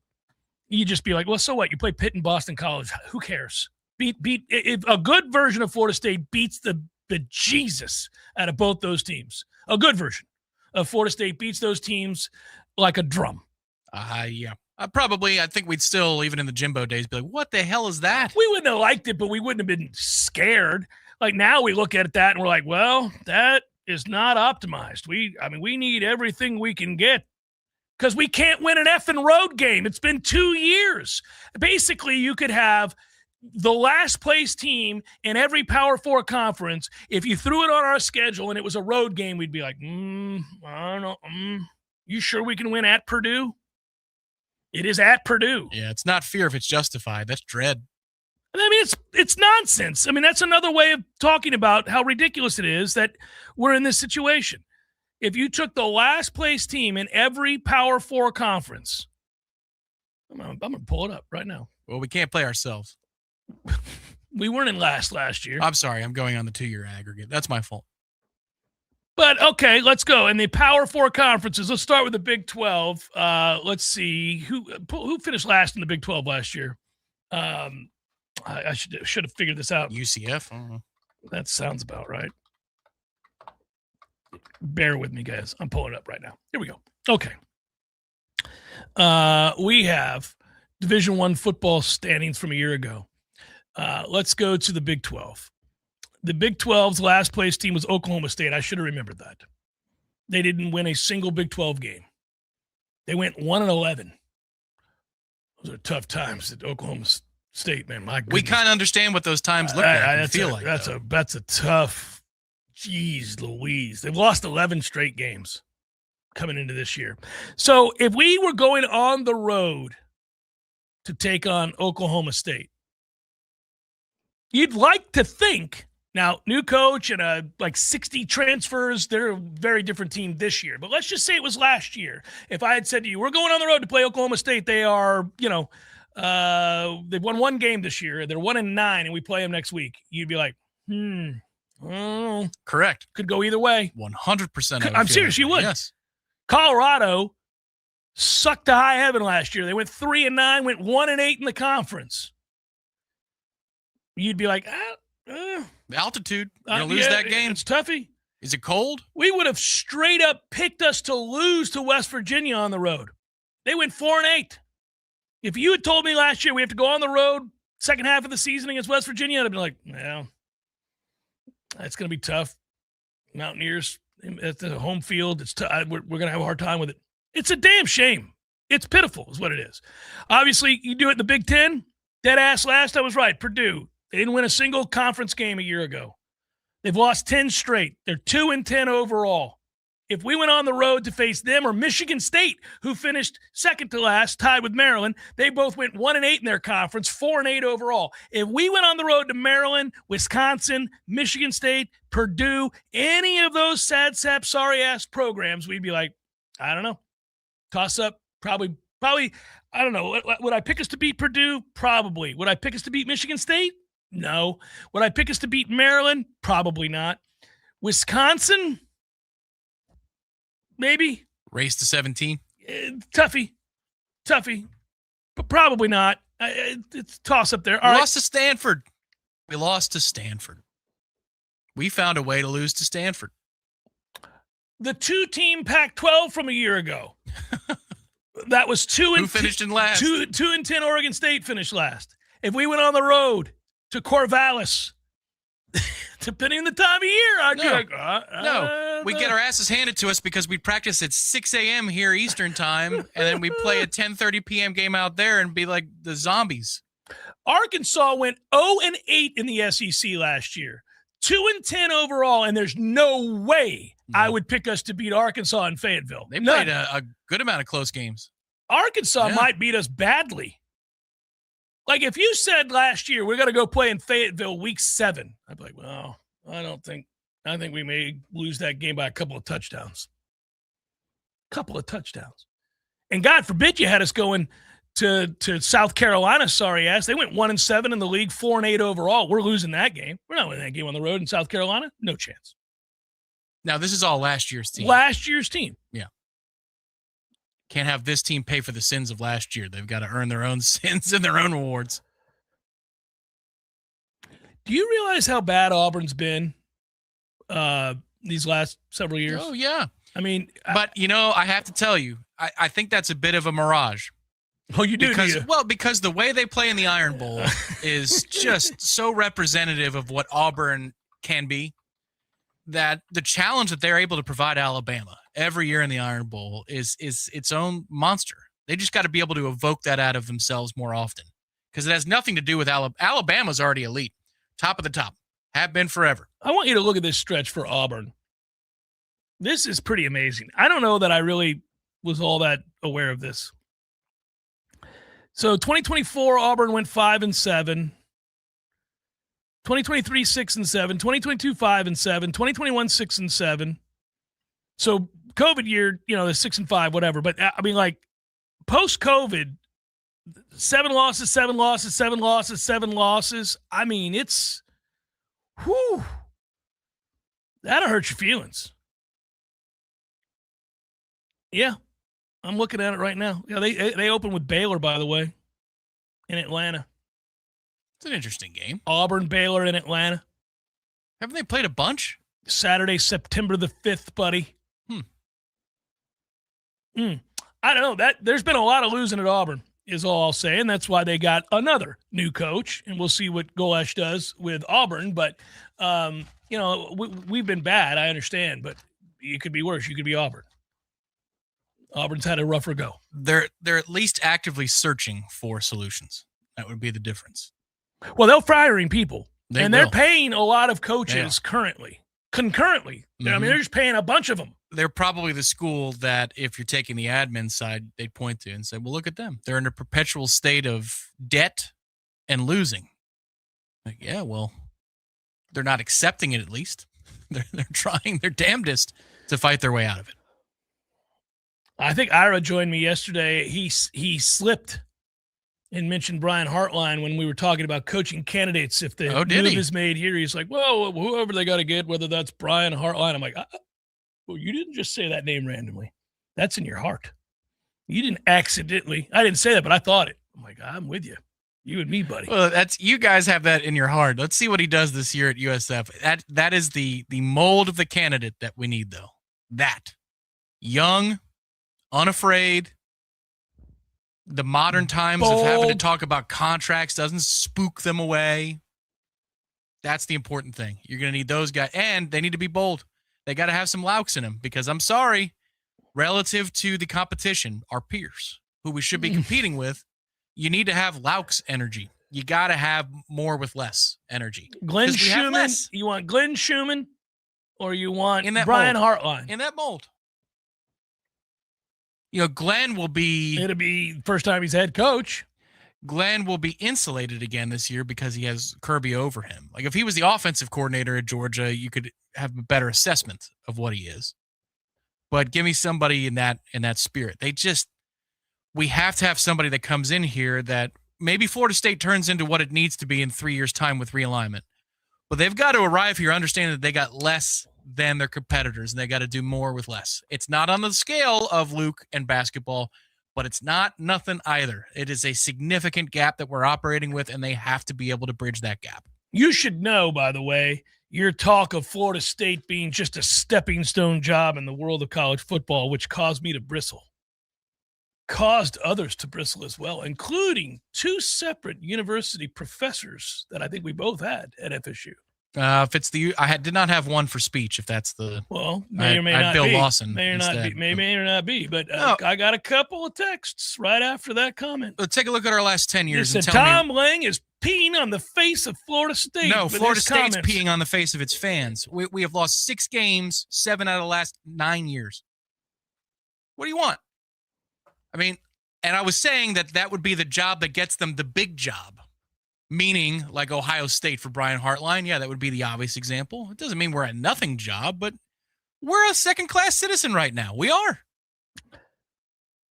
It certainly feels that way. It certainly feels that way. What do we have going for us other than the building and the tradition right now? Is that going to get kids to enroll here? Very good building. It's a very nice building. It is a very nice. Among the best. It is a beautiful building.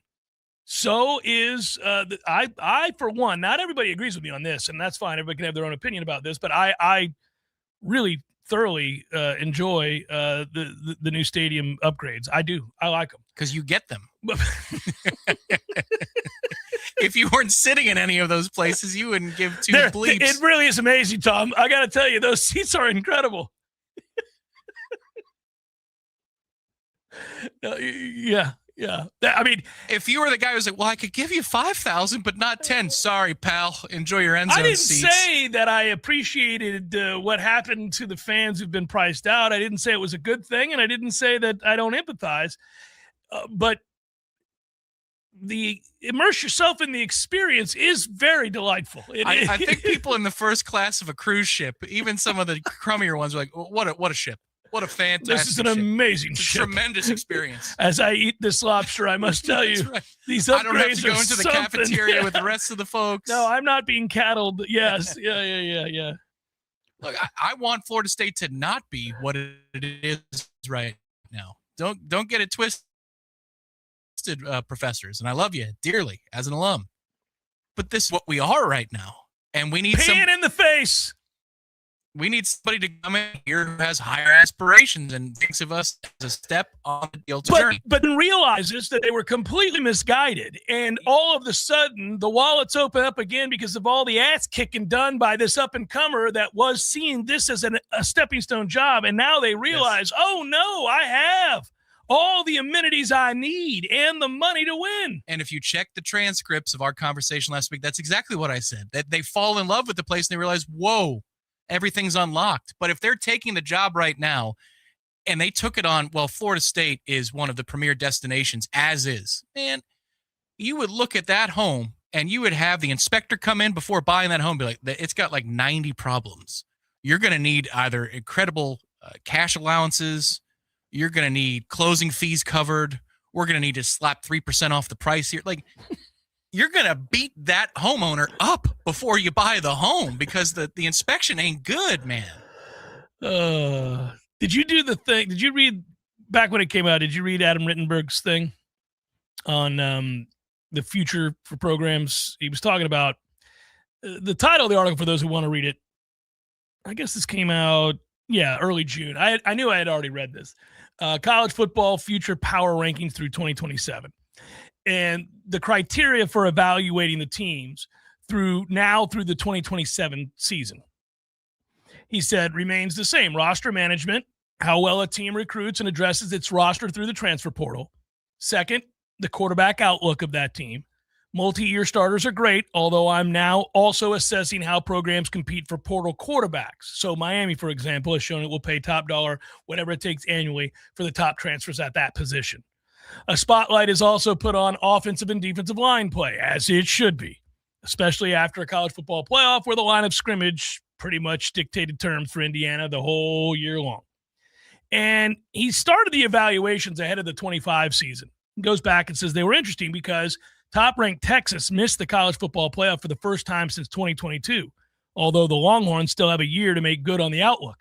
Teams such as Oregon, number 4, Notre Dame, number 5, Miami, number 11, delivered strong seasons, while Indiana was number 20, continued to exceed all external projections with their first national title.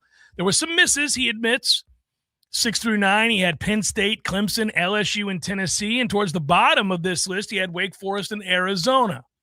So once again, he said, let's do it for this upcoming year through 27. Quarterback situation, offense and defensive line, roster management, star power, how many All-Americans do you have, those potential all-conference players, and your coaching staff, coaching stability, or the job that the coach is doing. All right, so that's how he did it, and you can read through all these teams. Boston College came in at 68th. They were previously 47. Things aren't looking up at Boston College, you don't say. And we're nervous about that roadie. Yep, just as we would be if we played the next team on the list. Purdue is 67th. Stanford, who beat us last year, is 66th. Oh my God. Kansas is 65th. There was a little uptick there. Lance Leipold was doing some things with Kansas, but it looks like we hit the road to go play Kansas. How do you feel? Oh, no. Lance Leipold's coaching circles around this guy. This is going to be – that's an ass-kicking. We're going to get housed. So the bottom 4 teams in this list. We might beat Purdue, and I think we can beat – look. You can't say you beat Stanford. No. Well, we lost that game. It's true. I like us to beat BC. I would like us to beat Purdue. If we played Stanford now, I still feel good about us. I do. Kansas, though, I don't. No. We're going to get beat. That's not going to be good. Jalen Daniels, who was a quarterback at Kansas for 105 years, is finally gone, by the way. There's a new quarterback, if you're wondering. Cole Ballard is his name. I swear to God, when I read this morning, I thought, thank God. Sometimes I have nothing against Jalen Daniels, but I feel like Jalen Daniels has played 9 years of college football at Kansas. Every time I look up, because Kansas team I bet on a lot, like Utah. I like Lance Leipold as a coach. If he wasn't so effing old, and he is, I mean, in terms of like bringing him in to be a new coach, I would look at Lance Leipold. He's a good coach. Gets more out of less. Tactician, he's good. Really good. Can't bring him in. Too old. Baylor, I don't know. It's they bring in Lagway this year. I don't know. We'll see if he's healthy. And they play Auburn week 1? They play Auburn week 1. Yeah. So Lagway versus Auburn. Add another layer of intrigue. Iowa State is 63rd. Michigan State is 62nd. 61st is Arkansas. 60th is Cincinnati. 59th is UCF. 58th is Maryland. Don't worry, I'll stop soon. I'll tell you why. Colorado's 57th. Rutgers 56th. Wisconsin 55th, and they steady stealing recruits from us. Syracuse 54th. A lot of ACC teams on this list, and they ass into the list. West Virginia 53rd. Mississippi State 52nd, North Carolina, another ACC team 51st. Oh, I thought they were going to be the next NFL team. Didn't have a single player drafted. 50th, Florida State. To your point. 50th. Right. We are TCU right now. We are Baylor. That's where I'd put us, in the same class with those particular programs. Capable of making a run to the playoff. Washington. Capable of making Michigan State. That's where we've been. FSU has been a portal-based quarterback operation under Coach Mike Norvell, which will continue in 2026 with Ashton Daniels. The well-traveled quarterback brings starting experience from both Auburn and Stanford. He will open the season as the starter, although FSU has some other options with junior college standout Malachi Marshall from Iowa Western, Lafayette transfer Dean DeNoble, and holdover Kevin Sperry, along with Jaden O'Neal, but he's hurt, so there's all that. Offensive line, defensive line, outlook. Several Noles position groups were hit hard by transfer exits, but they did well with the defensive line retention, keeping twins Mandrell and Darryl Desir after a brief portal flirtation, as well as veteran defensive tackle Daniel Lyons and promising redshirt freshman Kevin Wynn. Promising, I guess. I don't know how we'd know. He made one tackle last year, quite literally one tackle, and he was fat and out of shape. Seemed that way in spring. Mm-hmm. But it was one day. Maybe he was getting acclimated. Could be wrong. Texas A&M transfer Ryland Kennedy brings speed. We'll see. Wasn't any good at Texas A&M. Texas State transfer Jordan Sanders is a nice depth piece, maybe. FSU prioritized the offensive line in the portal this winter, landing tackle Xavier Chaplin, 37 starts at Auburn and Virginia Tech. Bowling Green tackle Nate Paps, Stephen F. Austin tackle. Shimidia Nayawuawu, or whatever. Purdue's Braden Joyner, you could start at center. Boy, when you read that offensive and defensive line breakdown, you're kind of like, that's not good. You're counting on some things there that I don't know. Counting old Herb. Need old Herb. Oh, Herb's going to have to get us right. It's tough. Significant roster turnover remains a theme in Tallahassee. As FSU lost most of its primary starters to graduation and or the portal, where safeties Earl Little Jr., Edwin Joseph, tight end Randy Pittman Jr., and others departed. The team pursued several quarterback transfers before landing Ashton Daniels, a veteran who's completed only 60% of his passes career. FSU prioritized retaining the Desir brothers, kept standout wide receiver Deuce Robinson, and picked up some old transfers such as Chaplin. The front office received a makeover with the return of John Garrett as the team's first GM of player personnel, a role he held at Duke the last 2 years. FSU also signed the nation's top number 15 recruiting class, which included 8 SC Next 300 projects, the next prospects. The team has 39 blue chip recruits for 2022 and 24, but has lost 12 since then. So we'll see. That's his write-up. For the number 50 team in the power. Behind the likes of Northwestern, Kansas State, Kentucky, South Carolina, who I mentioned won one conference game a year ago, UCLA. Sorry-ass UCLA. Wake, Nebraska, Auburn, fine. Oklahoma State, 1-11, Oklahoma State. I think he's off base on a lot of those teams that he has in front of us, even though I think that we are in a diminished state. Dude, to say the least. People are having a hard time with that. There is the element of... Yes, they are. Well, like you could look at it and say that this is a sleeping giant of a program. Fair. I think that's fair. But if I am a coaching candidate who is under the age of 40 and you say Florida State's calling, I feel differently about it than somebody who's been here for 30 or 40 years or watching the program for 30 or 40 years feels. They're like, well, a lot of rust on that car. Needs a lot of work, but the engine could be real good if we could get all that work done. Do we have the funds? Do we have the funds here to go straight up pimp my ride style here? Well, what's the disappointing, and we've documented the many ways in which it's disappointing, and we're going to go to break here in a second. But, I mean, you can say with a straight face, Tom, that when we talk about prospects, it's like, you're single and you're out in the market and you're looking at prospects. If you're a young lady, you see a guy, does he have a job? Oh, that's a good start. He's got a job. Good. Pays his bills, got a decent place. Okay, we'll start there. And then you start glowing from there. Well, he's a nice guy, whatever it might be, right? You go through the different things. You can say with a straight face that the better prospects, the more bona fides right now, is Houston. The Houston Cougars are just a better program than Florida State right now. Now, think about that. They got the better quarterback last cycle. That was the kid we wanted. Yeah. Hurts your soul. Like, they would be, if you're just projecting what this year's to be, I think you'd say Houston's considered to be quite a bit better than Florida State. On a neutral field, how much is Houston favored over Florida State? Damn it, man. Oh, boy. Between a field goal or 2 field goals? Well, we won't know, but this team could be solid. That's the thing. Like, got to try not to have this team pay for the sins of the predecessors, but damn, the track record is what it is. It's 7 years out of 9 where we have 6 or more losses. I mean, sir, I mean, come on. I know we've lived it, but it doesn't feel like it's that many. Oh, it does. I feel the weight of all those losses. I feel all those losses.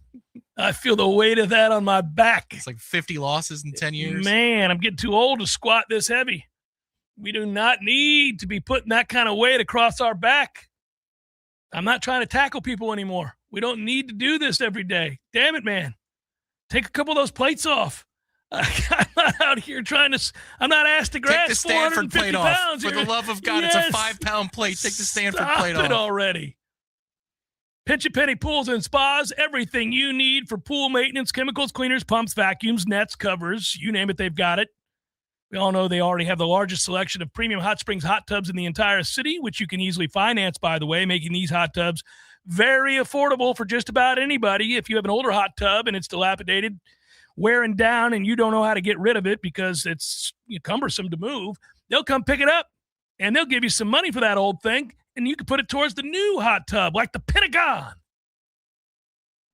or a cold plunge tub. Yesterday, when I came off the golf course, I thought long and hard about purchasing a cold plunge tub. It was sizzling on the course. It was over 90 degrees and feels like temperature by 8:15 in the morning yesterday. But I teed off right there around 3:30 in the afternoon, buddy, and I said, I grew up in Florida. I can take this heat. But I wanted the cold plunge tub afterwards. I'm just saying. They make it easy for you, folks. Pinch a Penny Pools and Spas. If you're ready to relax, they're ready to show you how.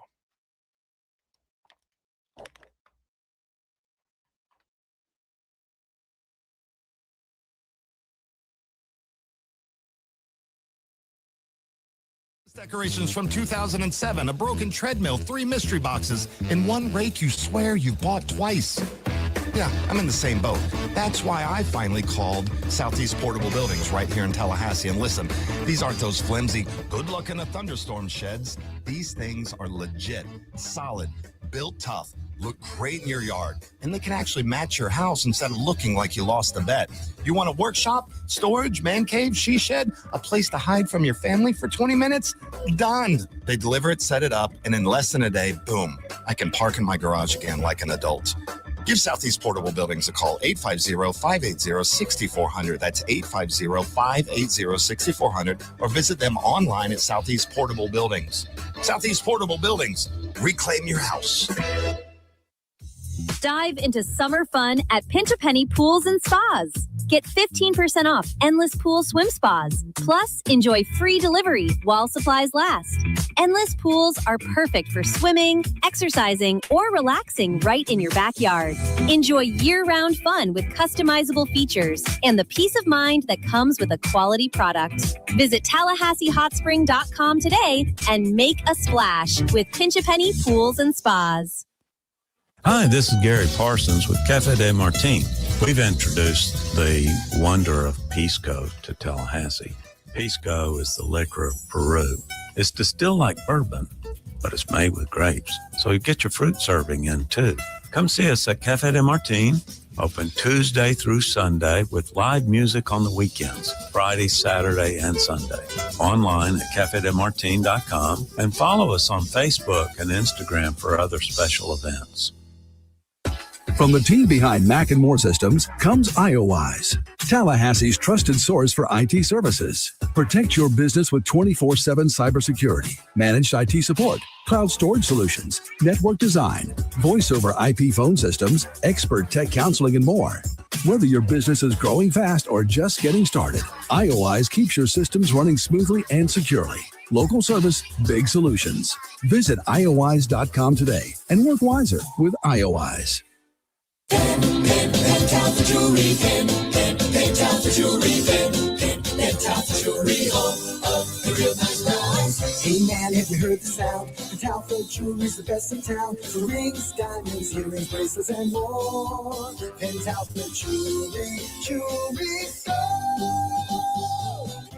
June's birthstone is Pearl, so all month long you can get 40% off all Pearl items only at Pentalpha Jewelry. Find the perfect gift for any occasion or treat yourself from our exquisite collection that has something for everyone. Don't miss this limited time offer to add elegance to your style. And come see us today on Appalachia Parkway, where we've always been. Now, sing along with me, and we'll see you at Pentalpha.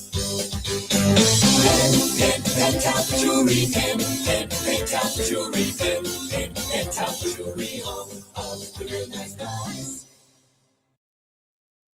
From the championship stage to coaching change and everything in between, Warchant.com remains your home for the best FSU football coverage in the business. Brutally honest columns and features, market-leading multimedia presence across video and podcast, the largest FSU fan community with a staff that combines for over 100 years of experience covering the Noles. When change comes, Warchant.com is your home for analysis from every angle. Warchant.com, your ultimate Seminole sports source. Sign up today. The Jeff Cameron Show is a production of the Warchant.com Multimedia Network. Check out Warchant.com today for the latest news inside Florida State athletics. That's Warchant.com. Now, back to Jeff on Real Talk 93.3. You know, that's interesting, Brett. He writes, is SMU the second best team in the ACC? If so, why are they only favored by 2.5 over FSU? I'll tell you why. It's their first game. It's on the road at night, and FSU's reputation has always, even when we're bad, like go back to the original lost decade. We're in a worse decade now, but go back to that decade when we had pretty consistently begun to lose 4, 5, 6 games a year, and yet every single year we'd be preseason top 20. You wouldn't learn from the year before. They'd be like, oh, well, Florida State will get it together. And, you know, I don't know how long that lasts. We could go back and look at Nebraska when they began to slide. When did people finally come around and get to the point where they would say, you know who's not any good? Nebraska. Stop ranking them preseason. Stop putting them in every preseason top 25. They suck to high heaven. But it took years because we were so used to Nebraska being an annual giant. They were always good. And you just assumed, well, that's just a blip on the radar. A couple of tough seasons. The injury bug hit them. Oh, they'll get it together. Nope. No, they won't get it together. They're not any good.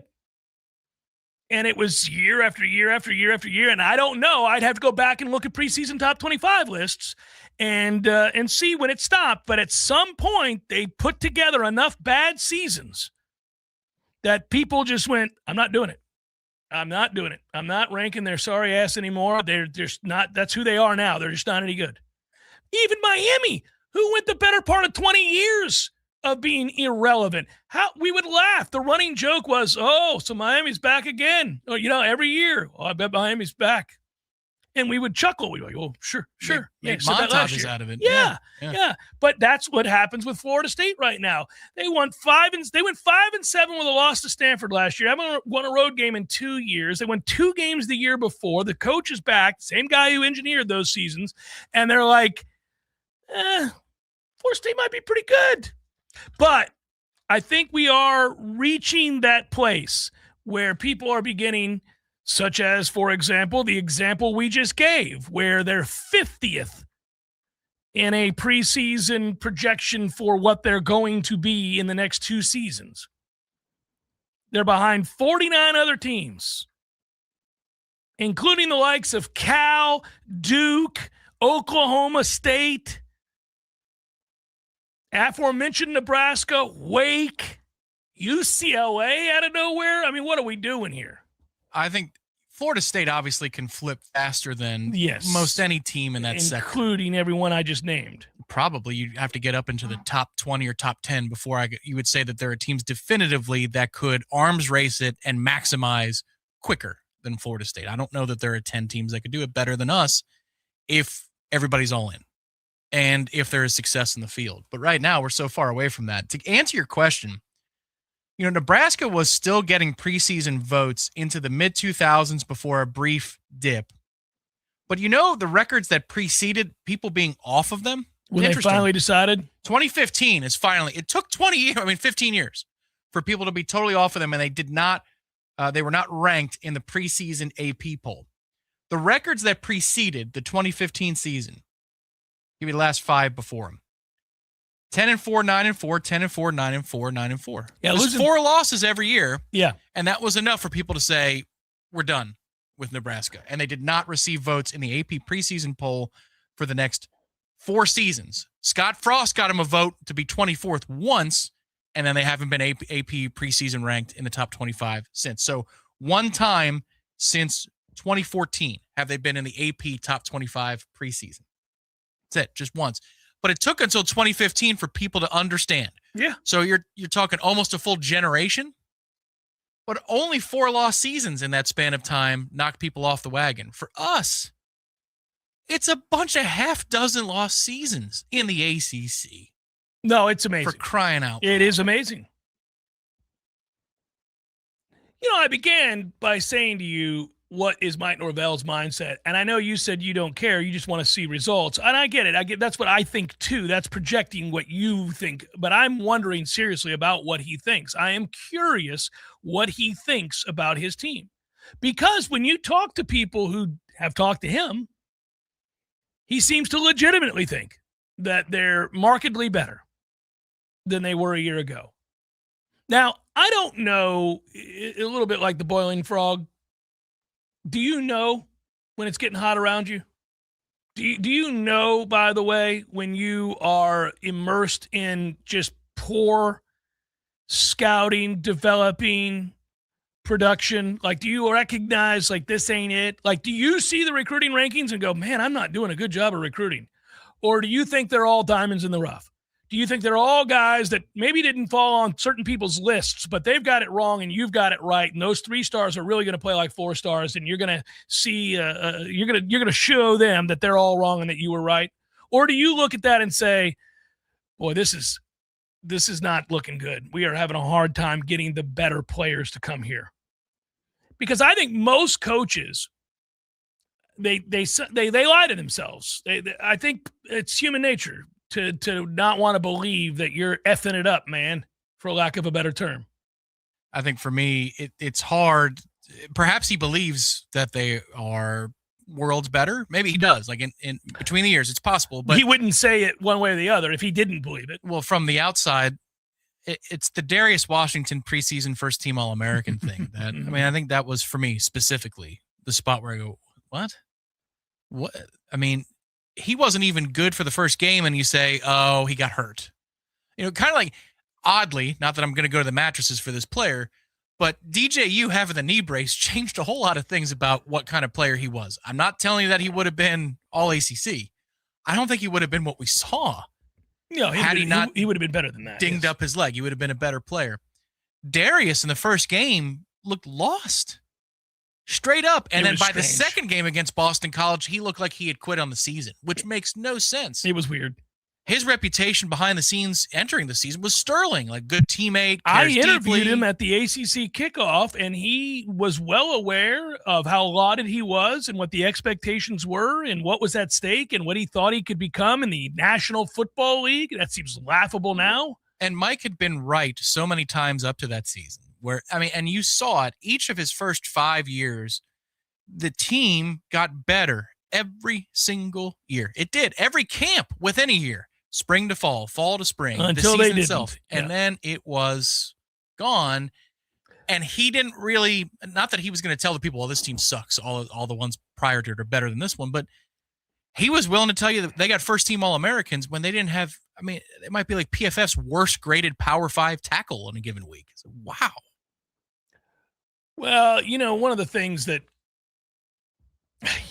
I just think the distinct advantage that he had in the early days of the portal, it all dried up.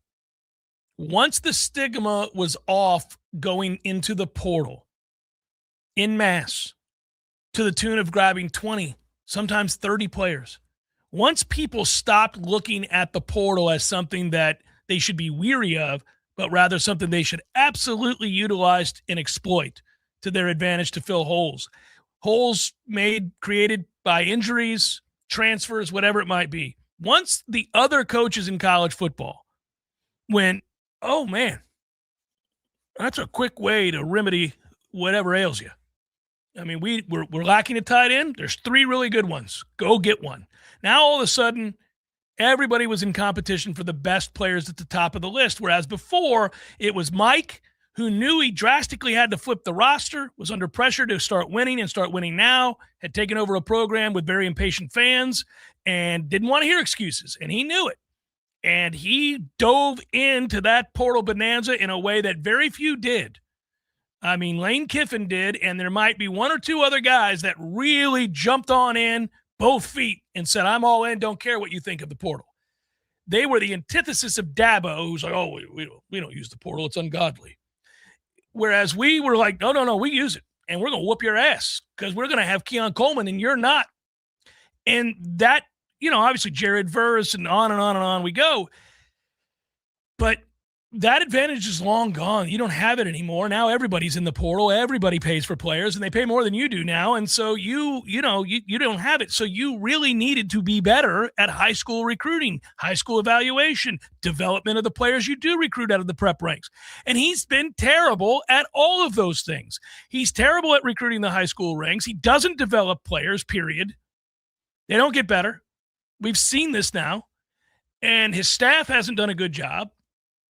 And so, you're stuck. You're just stuck. And it's a shame because I think Mike Norvell has forgotten how to coach football? The things that made him a star in this industry, a rising star as a very young man, man, that acumen that allowed for him to be seen that way, to go and get your opportunity at Arizona State to call plays and to turn that into a head coaching job at Memphis and continue their winning ways, and to parlay that into candidacy, not just here, but at other places.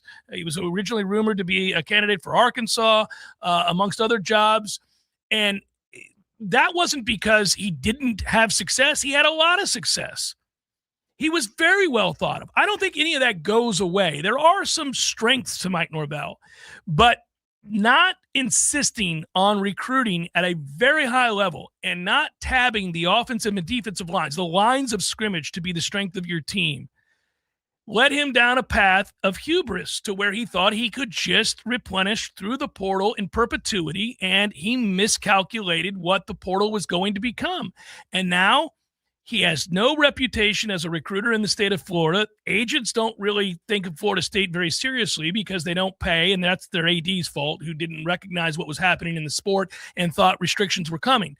But long-term, that avalanched, and it's at a place now where even if he does fall back on the traits and the things that made him a top-tier candidate, he can't undo it, at least in my opinion. Now, I hope I'm wrong. That is just an opinion. I don't know for a fact he can't do it. It doesn't seem likely. I think there's enough evidence for which I base that opinion on, but I could be wrong. I've been wrong before, that's for sure. And I would really like to be wrong again. I'd really like to be wrong here. I don't want us to have to start over. Starting over sucks. It's laborious. It takes some time. It requires more patience, and I'm out of patience with this nonsense. I really wish that I really hope that it somehow miraculously turns around. They get on a heater. The guys begin to believe. They play over their head. They stay injury-free. They pull a couple of upsets. You're allowed to do it. And all of a sudden, you win 10 games, and the guys sitting on their wallets are sitting there watching the same games I am thinking, man, this is unbelievable. He figured it out. He got his mojo back. You know what? I'll stroke that check. Let's get in the 30 million something range for this roster where we can compete. Yeah, you'd need something wild to go your way beyond the turnovers in one football game. Like, you'd need there to be a hit among the players you brought in that nobody saw coming. Yeah, 95% hit rate. Like almost every single kid you brought in is good. Sure. Well, that, or you have a superstar that you brought in that nobody ever thought was going to be a superstar. Like, I'll point to an example. What if Malachi Marshall, for whatever reason, by the end of the year, is just a freaking stud? Well, it happened. It just happened at Ole Miss. It just happened at Ole Miss. Nobody thought that kid was any good, and all of a sudden, bye-bye. He's got a cannon. I mean, he had posted this workout video of him and his position coach throwing the ball around the lot, and you just see that, I mean, it is a rocket for an arm. He's skinny as a rail, so you need to keep him upright. But what if that kid got in game 1 against New Mexico State, and the buzz around fall camp is, well, he is pushing. Like, he is given limited time, limited reps, and he's pushing. He lights it up against New Mexico State. Something happens in the first 2 games against SMU or Alabama that he gets to see the field. He's pretty good. And then you go on this journey for the rest of the season where you see, we have one. Like, we got one again. I don't care that it was the portal. I don't care that it was JUCO. We've got a guy again. You need something like that. It might not be the quarterback. Maybe it's Rylan Kennedy. Maybe it's 2 of the offensive linemen. Maybe whatever it is. Something like that's going to have to go your way. And he's also going to have to answer questions in the positive and the affirmative that he has not so far, which is to say, has he ever developed here with any consistency? No. So you would need 3 or 4 high school kids this year. Andre Otto, Sandman Thompson, a couple of defensive backs, maybe a linebacker, one of the younger Lavely. Like, You need a couple of high school kids this year on either side of the ball to be answers. And you go, okay. So when we ask the question aloud and we cry to the heavens, who has he developed outside of Azarie Thomas? Well, and I would argue Azarie, we never got out of him what we should have got out of him. He was just a unique talent and took it on down the road to the NFL. His brother's in the league. I mean, There are maybe 3 or 4 players when you don't speak on transfers, even long-term transfers like a Johnny Wilson, who I think he should get credit for because Johnny was a multi-year player here. It's a very short list. But if he's going to pull off that thing where we are stunned and so happy to be wrong on the wrong side of it, like all of these things are going to have to stack together. You're going to have 3 or 4 things. Well, and then this happened, and then that happened, and they were all for the good. Now, there were a lot of very good players around this gentleman, but you would need Trinidad Chambliss type miracle run out of Malachi Marshall. By the way, Trinidad Chambliss threw for 3,937 yards, 22 touchdowns, and 3 interceptions. I didn't even count his rushing yards. Yeah, if all of a sudden our JUCO was that, and you go, what in the world? And now you have that guy, pair him with Deuce, and Chroma, and Wisner, and you're like, oh, now you're cooking a little bit. And Devin Carter's a stud as a true freshman. Right, something like that. Or Lopez, or what, Like, that is an offense. And you're going to have to score 30 to beat us. Like, okay, that changes everything. But don't worry, you will. It's Jeff Cameron Show, 93.3 Real Talk Radio, Warchant TV.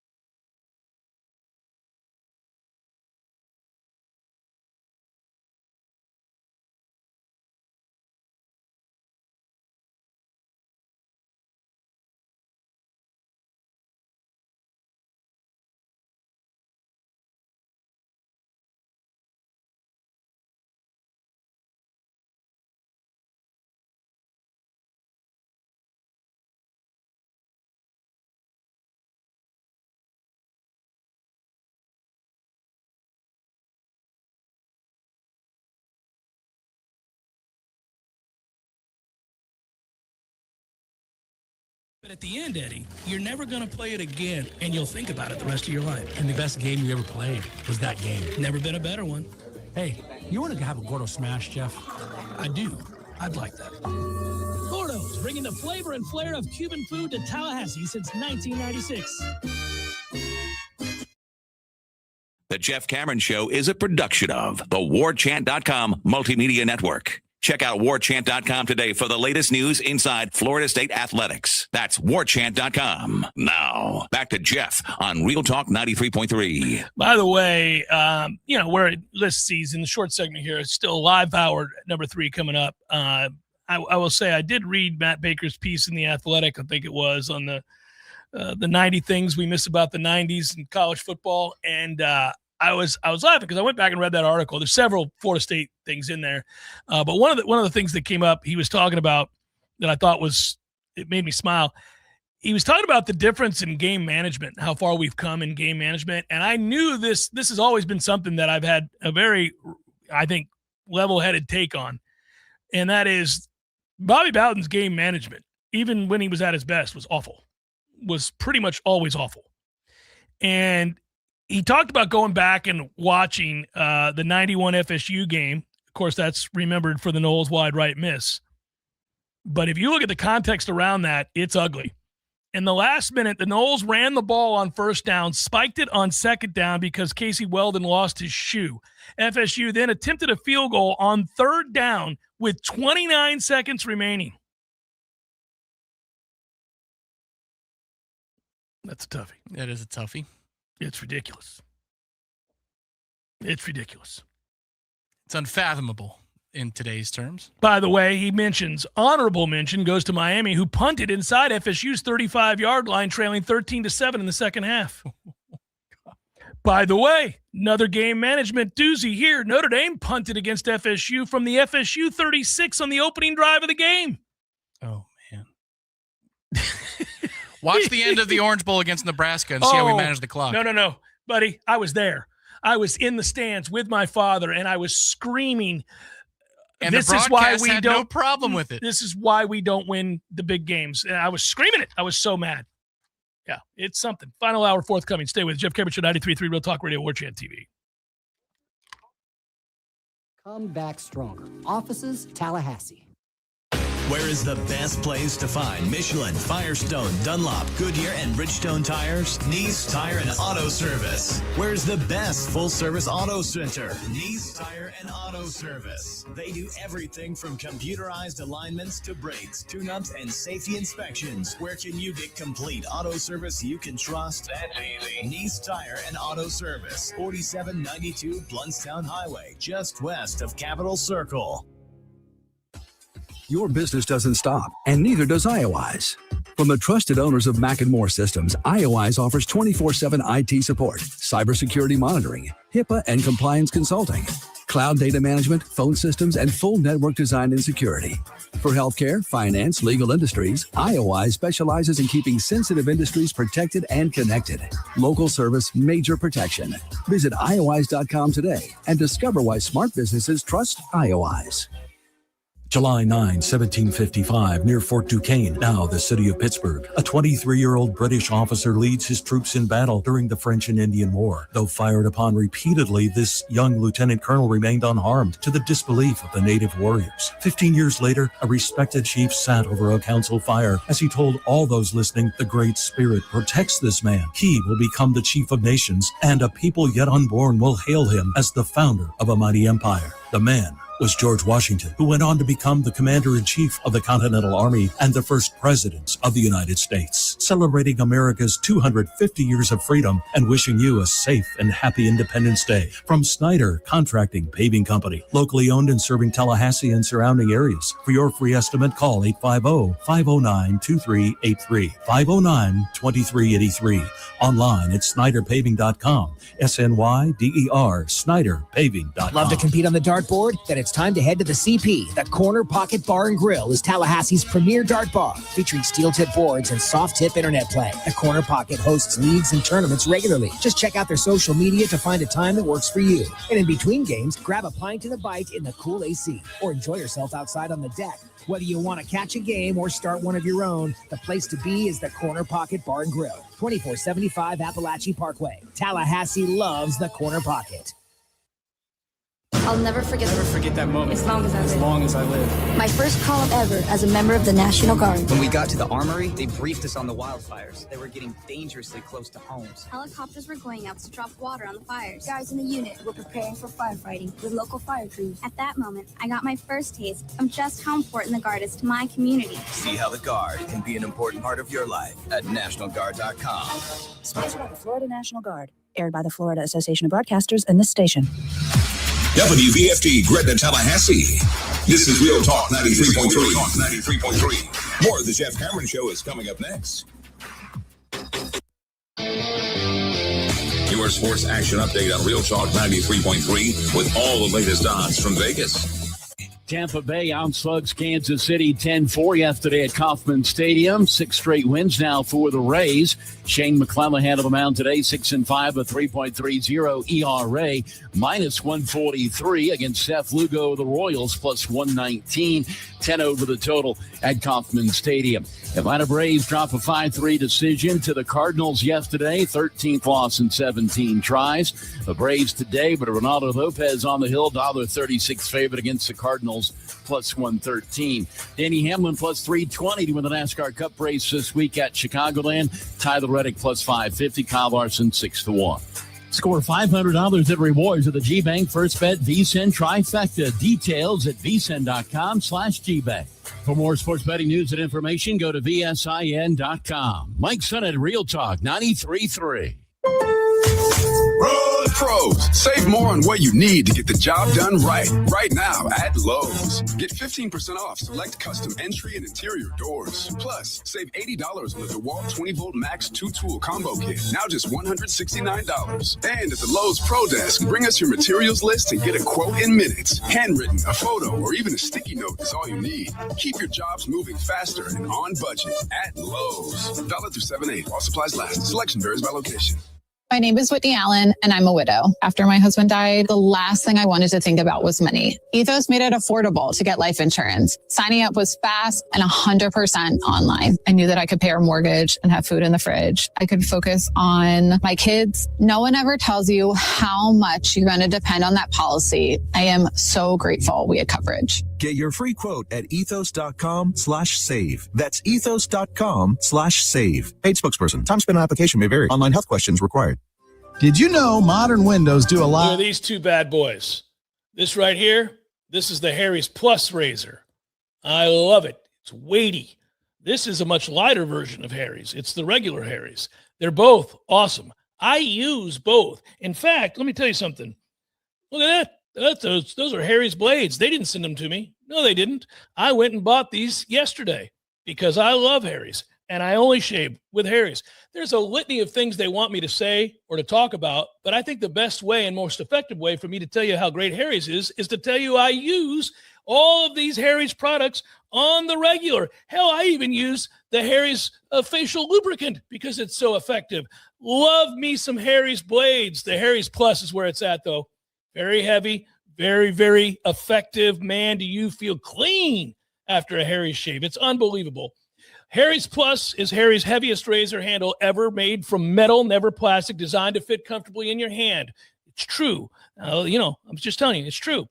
Here's the deal. For a limited time, our listeners can get the Harry's Plus trial set for only $10 at harrys.com/warchant. This set includes the all-new Harry's Plus razor, one refined 5-blade cartridge, a 2-ounce foaming shave gel that I use, and a travel cover to protect your blades on the go, like the one I just showed you.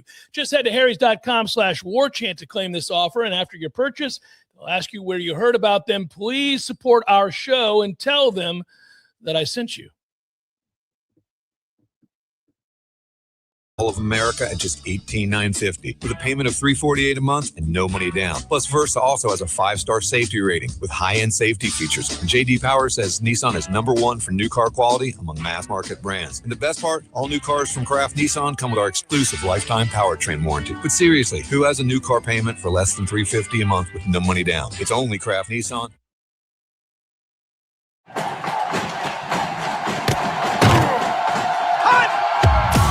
Broadcasting live from Florida's capital city, this is the Jeff Cameron Show, brought to you by Orange Theory Fitness on Real Talk 93.3. Now, stop what you're doing and listen closely. It's time for the Jeff Cameron Show in 5, 4, 3, 2, 1.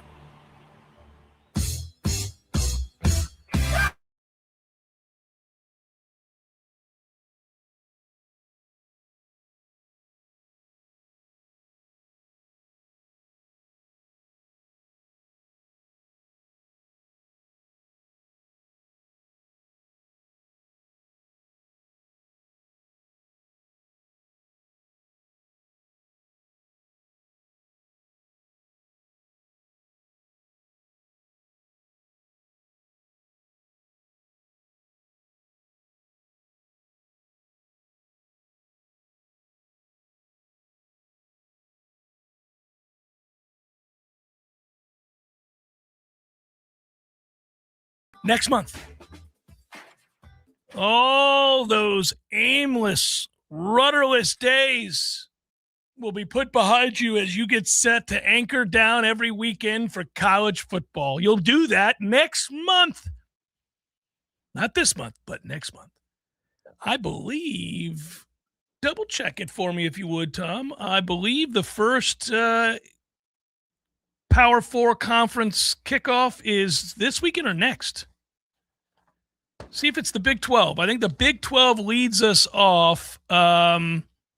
It's maybe next weekend? Next week? Big 12 Media Days, Tuesday, July 7th, Yeah. Wednesday, July 8th at the Star in Frisco, Texas. Yeah. Yeah, so listen, the reason I bring that up is that, once I said it last week, but when they start these conference kickoffs, it starts to become omnipresent in your life, man. You've got college football-related news every day once the conference kickoffs begin, because they stagger them, and one week it's the Big 12, and then it's the ACC, and then it's the SEC or whatever, and you're just, the next thing you know, I guess some of them are simultaneous, but you get my point. News starts being made, and it's interesting. ACC is second, Yeah. so the SEC runs after the ACC, and then at the end of the month is the Big 10. They go closer to August 1st. Yeah. Well, I'll tell you. Florida State's day is Wednesday. We were just talking about this during the break. So it's Wednesday, July 15th. I'll be there. The other schools with Florida State include Miami, NC State, Stanford, Virginia. Virginia might have a little bit of juice. But NC State and Stanford less so. The next day, the 16th of July, will include Clemson, Georgia Tech, and those are the only. Well, Virginia Tech actually has juice this year because of Franklin. Yeah, that's on Thursday? That is on Thursday. I may stick around and interview John Franklin. James. What'd I say, John? Yep. Don't call him out the interview too much. Hey, Actually, John, good Hi, to see John. you. Ladies and gentlemen, it's John Franklin. I have no idea why. Oh, I know As why. a quarterback for us. I know why I said John. I'm thinking of the John Deere Classic, which gets underway tomorrow, buddy. That's right, TPC Deere Run, one of the easiest courses on the PGA Tour. Lest you forget, Paul Goydos shot a 59 here. You remember Goydos' 59 at Deere Run, Tom? You don't? You weren't aware that Paul Goydos shot a 59 ever in his life? All I know is I yanked the name Bo Hostler out of the ether a lot. You and Paul Goydos are much the same. Yeah, you love using Paul Goydos. I just like the name, and he was what he was. It's like, Paul Goydos. You're like, Paul had some moments where you're like, "What? Paul Goydos is in this sucker. He's got a chance." Actually, in terms of golf wagering, buddy. Here you go. I don't want to bore all of you guys with my bad beats. I was so close to winning a lot of money last week. Instead, I won a little bit of money. I went from a chance to win thousands of dollars to winning like $150. $150 on the plus is good. But, man, I was a couple players away who, if they don't pee all over themselves on a Sunday, I would have made on like a $10 pizza money bet. I would have made somewhere in the neighborhood of like $4,000 to $5,000. Out of 20-something thousand people in this pool, I was at one point in third place. Third. Exceptional. I ended up finishing like 158th place out of 20,000 people, which isn't terrible, but it's a lot less money. I can tell you that. Yeah, this is a nice week to take off from golf watching, unless you want to watch the United States Senior Open. That is this weekend. Because next week, I probably will tune into a couple rounds of that. Next week, you have the Scottish Open, which is what saved the John Deere. Did you know that? How did it save the John Deere? Well, this is how. Because the week after is the Open Championship. Nobody played the John Deere when it was before the Open, but they moved it back 2 weeks because people wanted to go to Scotland, get used to the time difference, and then play the British.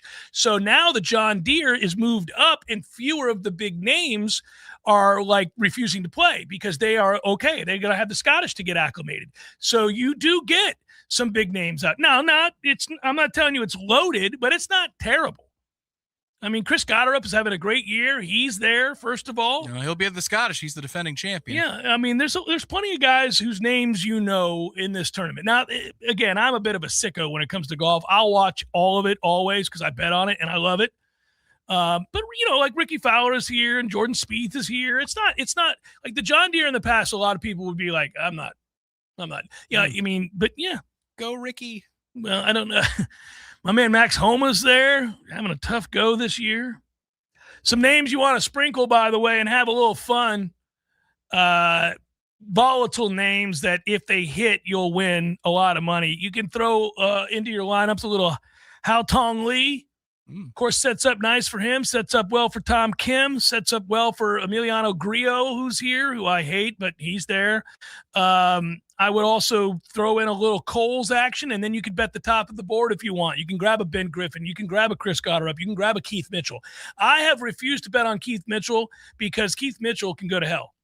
Keith Mitchell has cost me every single time. When I bet on Keith Mitchell, he straight up misses the cut and throws up 280s. It's like he's never played golf. When I don't bet on Keith Mitchell, he's in contention to win the U.S. Open. He's the weirdest player in the world. I hate him because of it. He and Michael Thorbjornsen is another one. Screw him eternally. I think he'll play well this week, though. I did pizza money him a little bit. No, he won't, because you did pizza money. But if I hadn't, he'd be in contention. I just like how the Scottish has come up in the world. I like the Scottish Open. More people do. More people are tuning into it. I think one of the factors in the last 10 years that helped the Scottish along, actually, was Phil Mickelson winning it leading into the Open Championship, because a lot of players would take the week off and not play in it at all. Then he won, and he followed it up by winning the Open. I think that's 10 years ago now. He hit that incredible 3-wood or 5-wood into the 16th or 17th, and it just chased on from like 280. And he ends up backing up his Scottish Open with consecutive wins. And now that's a signature event. It's good. That's the way the game should be going. At some point, we'll talk about everything that they're doing, but they're getting more international, and they're still keeping it interesting, which is good for the lesser players. Yeah, no, I root for all of it. And they'll have like concurrent events and stuff. This is good for the degenerates. We got 2 different events to bet on in one weekend. All right. Speaking of it, this would have been a better week to have the LPGA major. It was last week during the Travelers. Like, that's a tough assignment. Now, they got lucky because it got rained out, so you could watch the conclusion from Hazeltine on NBC proper. But this is a nothing week. Probably would have stuck a major this week for that tour. England wins earlier today. Sorry if you taped it. 2-1 over DR Congo, but a game that was 1-0 at half for Congo, DR Congo. But Harry Kane scored not 1 but 2 goals, and England moves on. He cements his legacy even further. The captain and their star striker comes through. He passes Pele for World Cup goals total in England's win. How about that? Is he Pele? No, but he's Harry Kane. He's surpassed Pele. Hello, Harry. That is something. We began the day by celebrating the change in calendar, noting that we are now in the 50s until the start of college football, Florida State football, and next month being football. I continue to be mesmerized and somewhat dumbfounded by the fact that we're halfway through 2026. I don't know how that happened. Feels like we just did the whole 2026 thing. I used to hear old people say things that I say all the time now, letting me know that I'm officially old.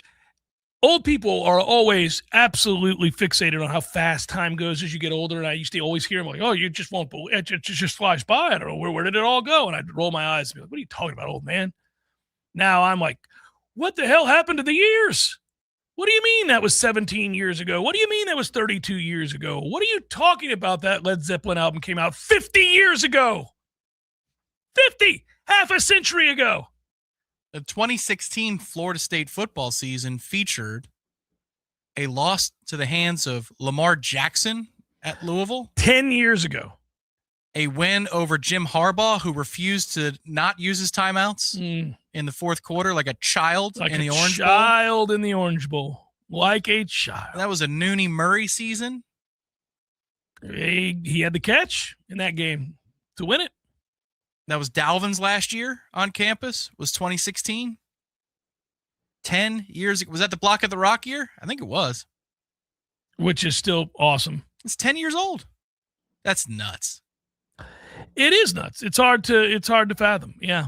No, I think we would certainly say that the difference between that time and this time is our sport was still somewhat recognizable, and it's not right now. And I understand there have been some things that have improved and that we wanted, but there have been a whole host of things that have not, and that we dislike, and that we would really like to see remedied at some point here in the very near future. People continue to clamor for that, and I understand why.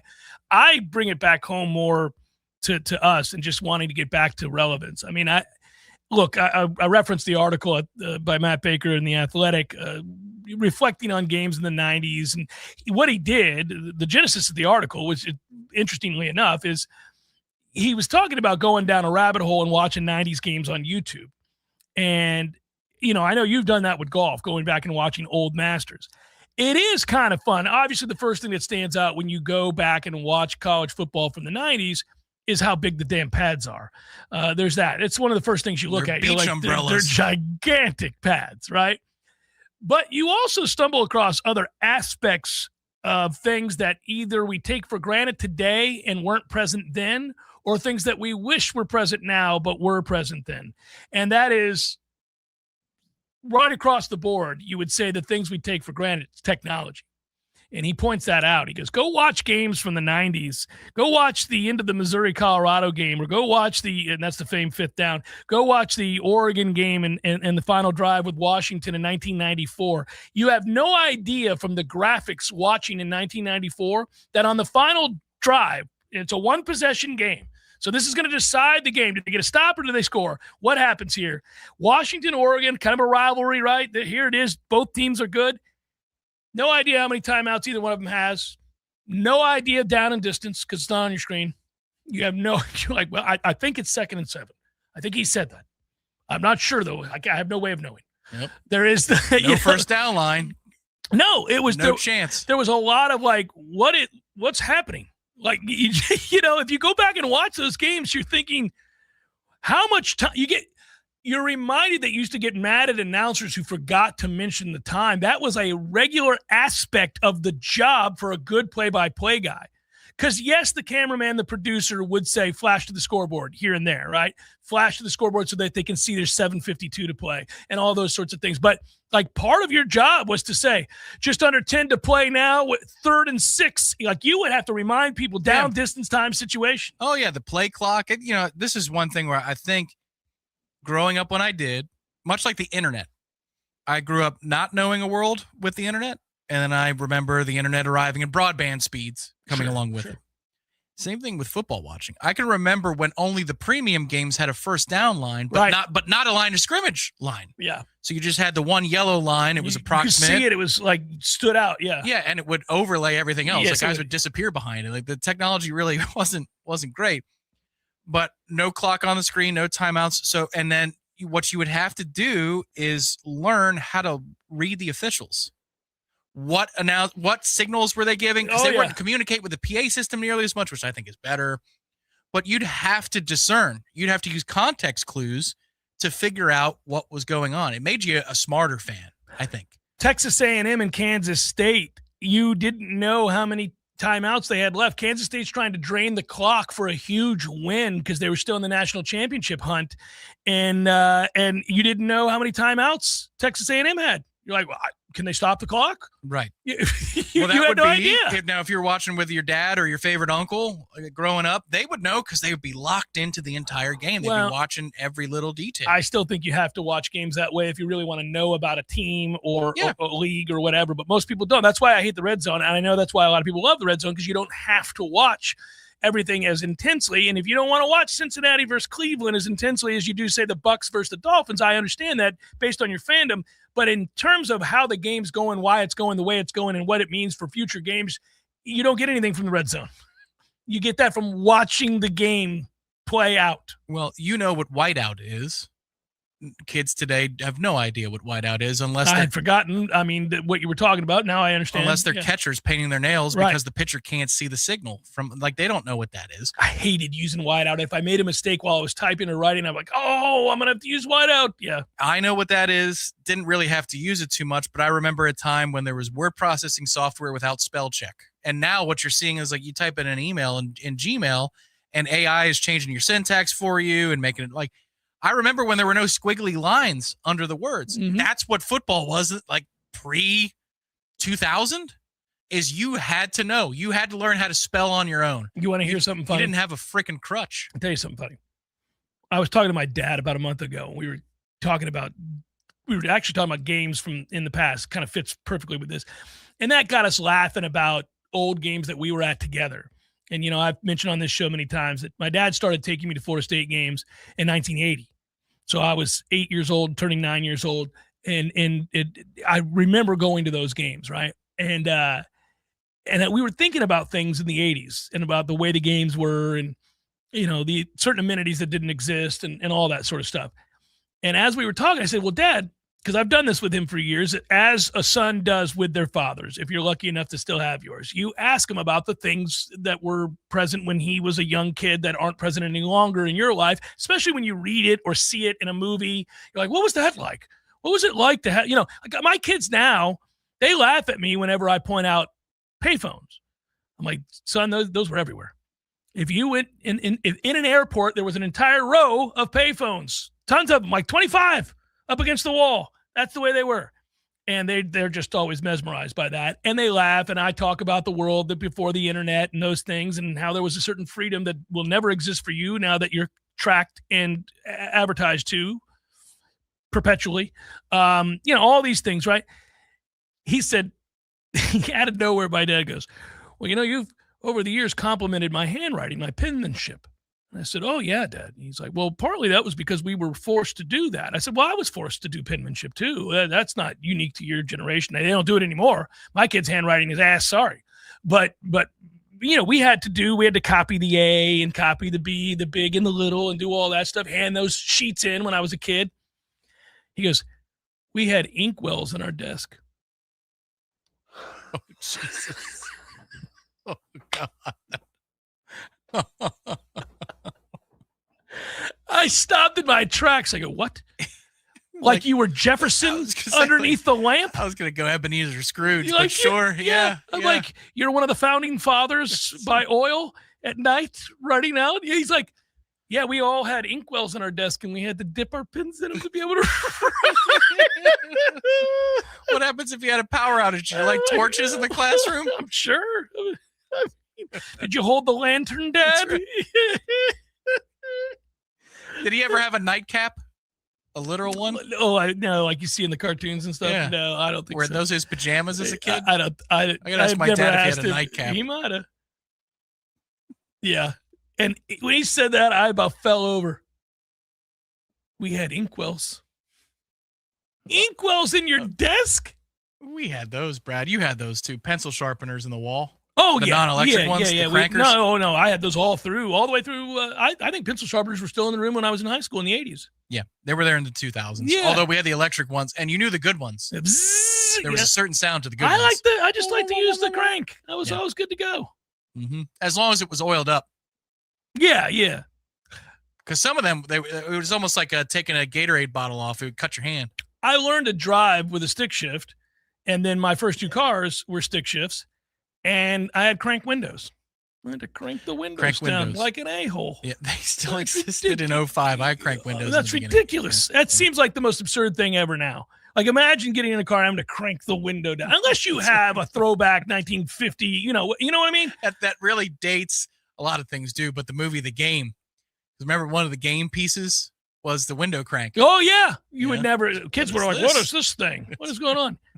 Yeah, I taught both my kids how to write in cursive because they weren't teaching it in school. When Apparently, they were in school. It's coming back. It needs to, damn it. Yeah, I You was can't taught read. it. I mean, you can't read ancient old documents if you can't read cursive. Everything was in cursive. Yep.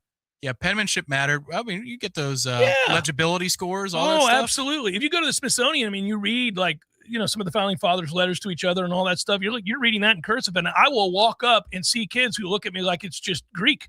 They're like, this is gibberish. And I'm like, well, you can't read that? Were your workbooks recycled paper, like the gray paper, or were they fresh pieces? Fresh paper. Yeah, see, we had recycled paper. Yeah. It had a good smell to it, but it was, all the math workbooks. Oh, yeah. Yeah. No, we would, golly, forgot about all that stuff. But yeah, and shop, Mr. Ampagumian. I'll never forget Mr. Amp. Like, he was known as Mr. Amp. I could see why. And Mr. Amp was big on that pencil sharpener being good. That thing could fly. He cared. The crank one? Yeah. Well, of course, he's in shop. Yeah, he cared deeply. Did you ever have to make one? What did you make in shop? Car, like a wooden, like a box car, like you race, We did not have shop. That was gone. Shop was awesome. Shop was the PE of its time. We got to keep shop. How do these kids not have shop class? I don't understand how PE's gone away. I mean, you got kids sitting in chairs all damn day. They're no wonder they got problems. You got to get them outside. You got to let them run. You ever see the Pixar movie WALL-E? That's a sad movie. It is. Yeah. But they find him on he gets to the cruise ship. Yeah. That's our school system. Yeah, it's crazy, man. I mean, I can't. When kids get in trouble, I'm like, of course they're going crazy. They got to be able to run, jump, sprint, do it. They worked our ass out. I mean, you were exhausted coming out of PE. We had morning break, which was 10 minutes of play. Recess was 30 minutes, and PE was an hour. Oh, so we got almost 2 hours a day. Oh yeah, and recess was the best. Remember recess? You'd get so excited for recess and all the games you would. Oh, it was so good. And you compete grade against grade. They let us do that for like 1 week only because there was inevitably fights. Oh, yeah, of course. Most trouble I ever got in middle school, I punched a kid at first base. We were playing softball, and he was an ass. I hated him to begin with, and he tried to bump me off the bag, and I don't know why, but I snapped, and I jacked him. And the guy who ended up Ferguson, Mr. Ferguson, who started Fergs, by the way, the actual bar that's in St. Pete, he was my PE coach, and he saw me do it, and he was just like, and he loved me. And he was like, Jeff, I got to write you up. And I got written up, and they paddled me. Oh, wow. Oh, Mr. Rose paddled me twice on the ass as hard as he could. Oh, it was violent. That's your inkwell of the moment. Is that you got paddled by Mr. Rose. You were professor. Yeah, principal. Yeah. Principal. Had to hold the wall. The paddle had holes in it, so you could really get it through the air. Whack.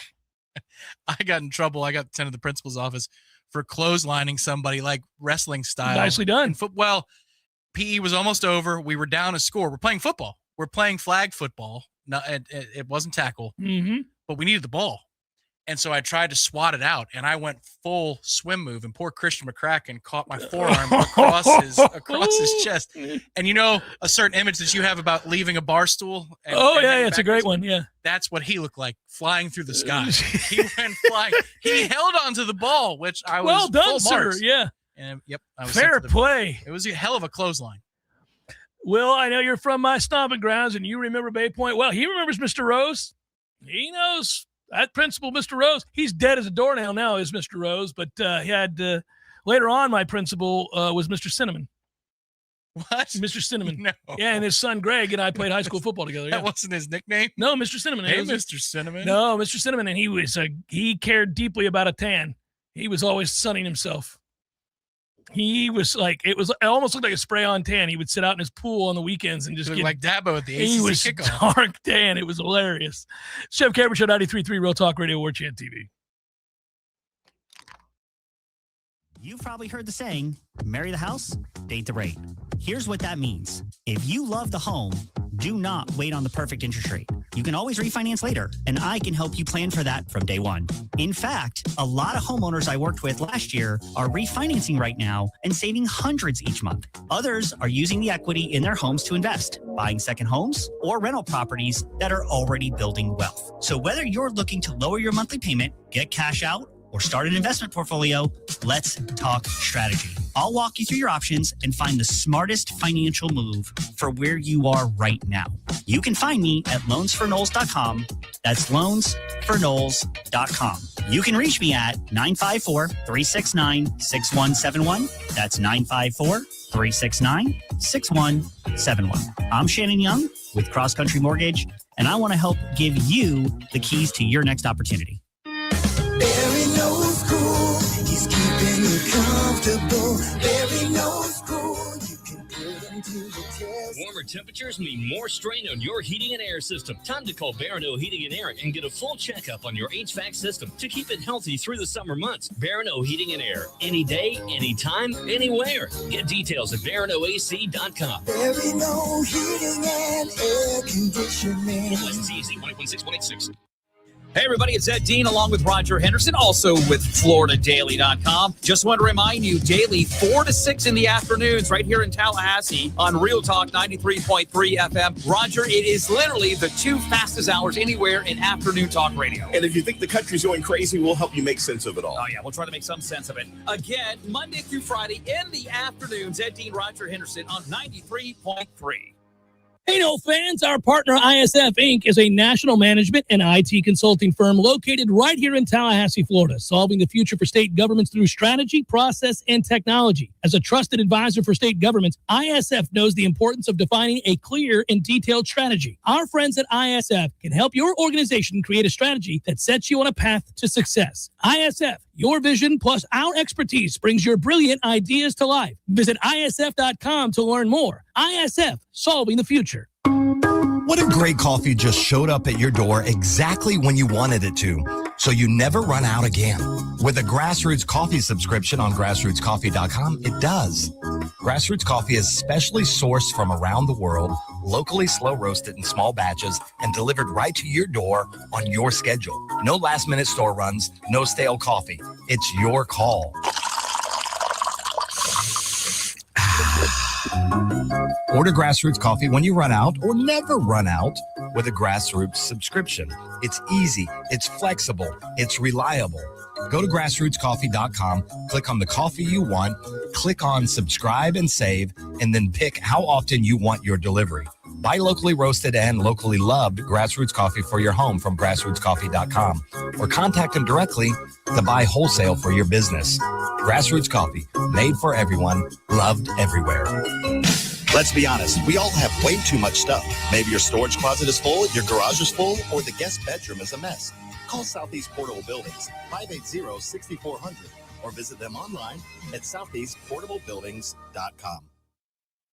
This is Brian Kilmeade, and I'm excited to be on the air in the capital city. Be sure to tune into my show. I'll be giving you all the latest news, information, and the truth you demand. The Brian Kilmeade Show is live from 9 till noon, right here on Real Talk 93.3.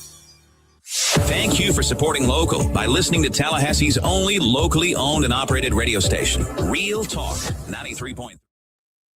The Jeff Cameron Show is a production of the Warchant.com Multimedia Network. Check out Warchant.com today for the latest news inside Florida State athletics. That's Warchant.com. Now, back to Jeff on Real Talk 93.3. Mentioned it before. England won earlier today 2-1. That sets up a great game against Mexico. A great match, I should say. Tonight, 8 o'clock, USA, Bosnia, Herzegovina. Hey. I am excited. Going to take the over on the 2.5 goals total? I think I am. Yes, I would. U.S. very aggressive offensively, not great defensively. Sure. Give me a 2-1 win for the U.S. tonight. We get the over on the 2.5. I think it's going to be 4-2 United States. Wow. Okay, so you're going to propose an alternate line? I would propose the alternate line. I would tease it up to over 4.5. Whoa. Well, because I'm calling for 6. 6 is a little too much to bet. I think 5 you can bet. Because we will continue. This is a novel thing. The crowd wants us to keep pushing. We will keep pushing into stoppage time, even if we're up 3-1. That's what we did against Paraguay. Mm-hmm. We got a little too aggressive, but I think we'll keep pushing it. So give me U.S. over 2.5 goals. Give me game total over 4.5 goals. Man, I can't get to 6 with you, but I can get to certainly adding the over. I will certainly add the over there. I like that. Over 3.5. I'll change it. I'm with you on that. And excited about it. I think this will be the most anticipated match in the U.S. And I mean, got to go back a long ways. Well, we were there for the Belgium game. 98 was big. We were there for that Belgium game at a watch party years and years ago. That was the very beginning of our time at ESPN. That was the Tim Howard special. Mm-hmm. That game. Mm-hmm. That was fun. I don't know if it was as anticipated, though. I don't think so. Also, the access to it now. More people are able to see these players internationally year-round. Yeah. They all watch now. So a lot of it's like the familiarity of some of the best players. And it's the home country. I mean, it works. Hosting the World Cup works to derive interest for the domestic. I mean, we're seeing all these videos of all the fan bases doing the things that they're doing, whether it's on a flight or at a ballpark or in the streets or wherever, a restaurant. All of these little videos of fans from all over the world making people smile. You're more apt to, that's on. Let me flip that on. So I would imagine that, viewership will be massive tonight for this. I'm just thinking of the steaks that I'm going to cook. I already talked about that, by the way. What kind of steaks are they? I'll probably, this is going to sound hoity-toity, but I'll do a big T-bone, but I have ribeyes that I get Butcher Box sent to me, so I have a bunch of different cuts. So when I get home, I kind of see, like, how many filet mignons do I have? How many ribeyes do I have? How many? What's the defrosting process like on that? Is it just overnight? Yeah, fridge? I take it out the night before I'm going to do it, and then the next morning I check it. Usually it's progressing nicely, and then before I came to work today, I had them out, began to put the salt and pepper on them, and then I'll let them get to be room temp for a good 30 minutes or so before I end up putting them on. Yeah, that part, it's just the frozen to thawed part. Mm-hmm. Works well. You don't put them in a bowl or of water or anything like that? It's just the refrigerator's good enough? No, the refrigerator's good enough. It will do its job over time. It'll be good. By the way, did you see they're releasing a docuseries on Texas Tech?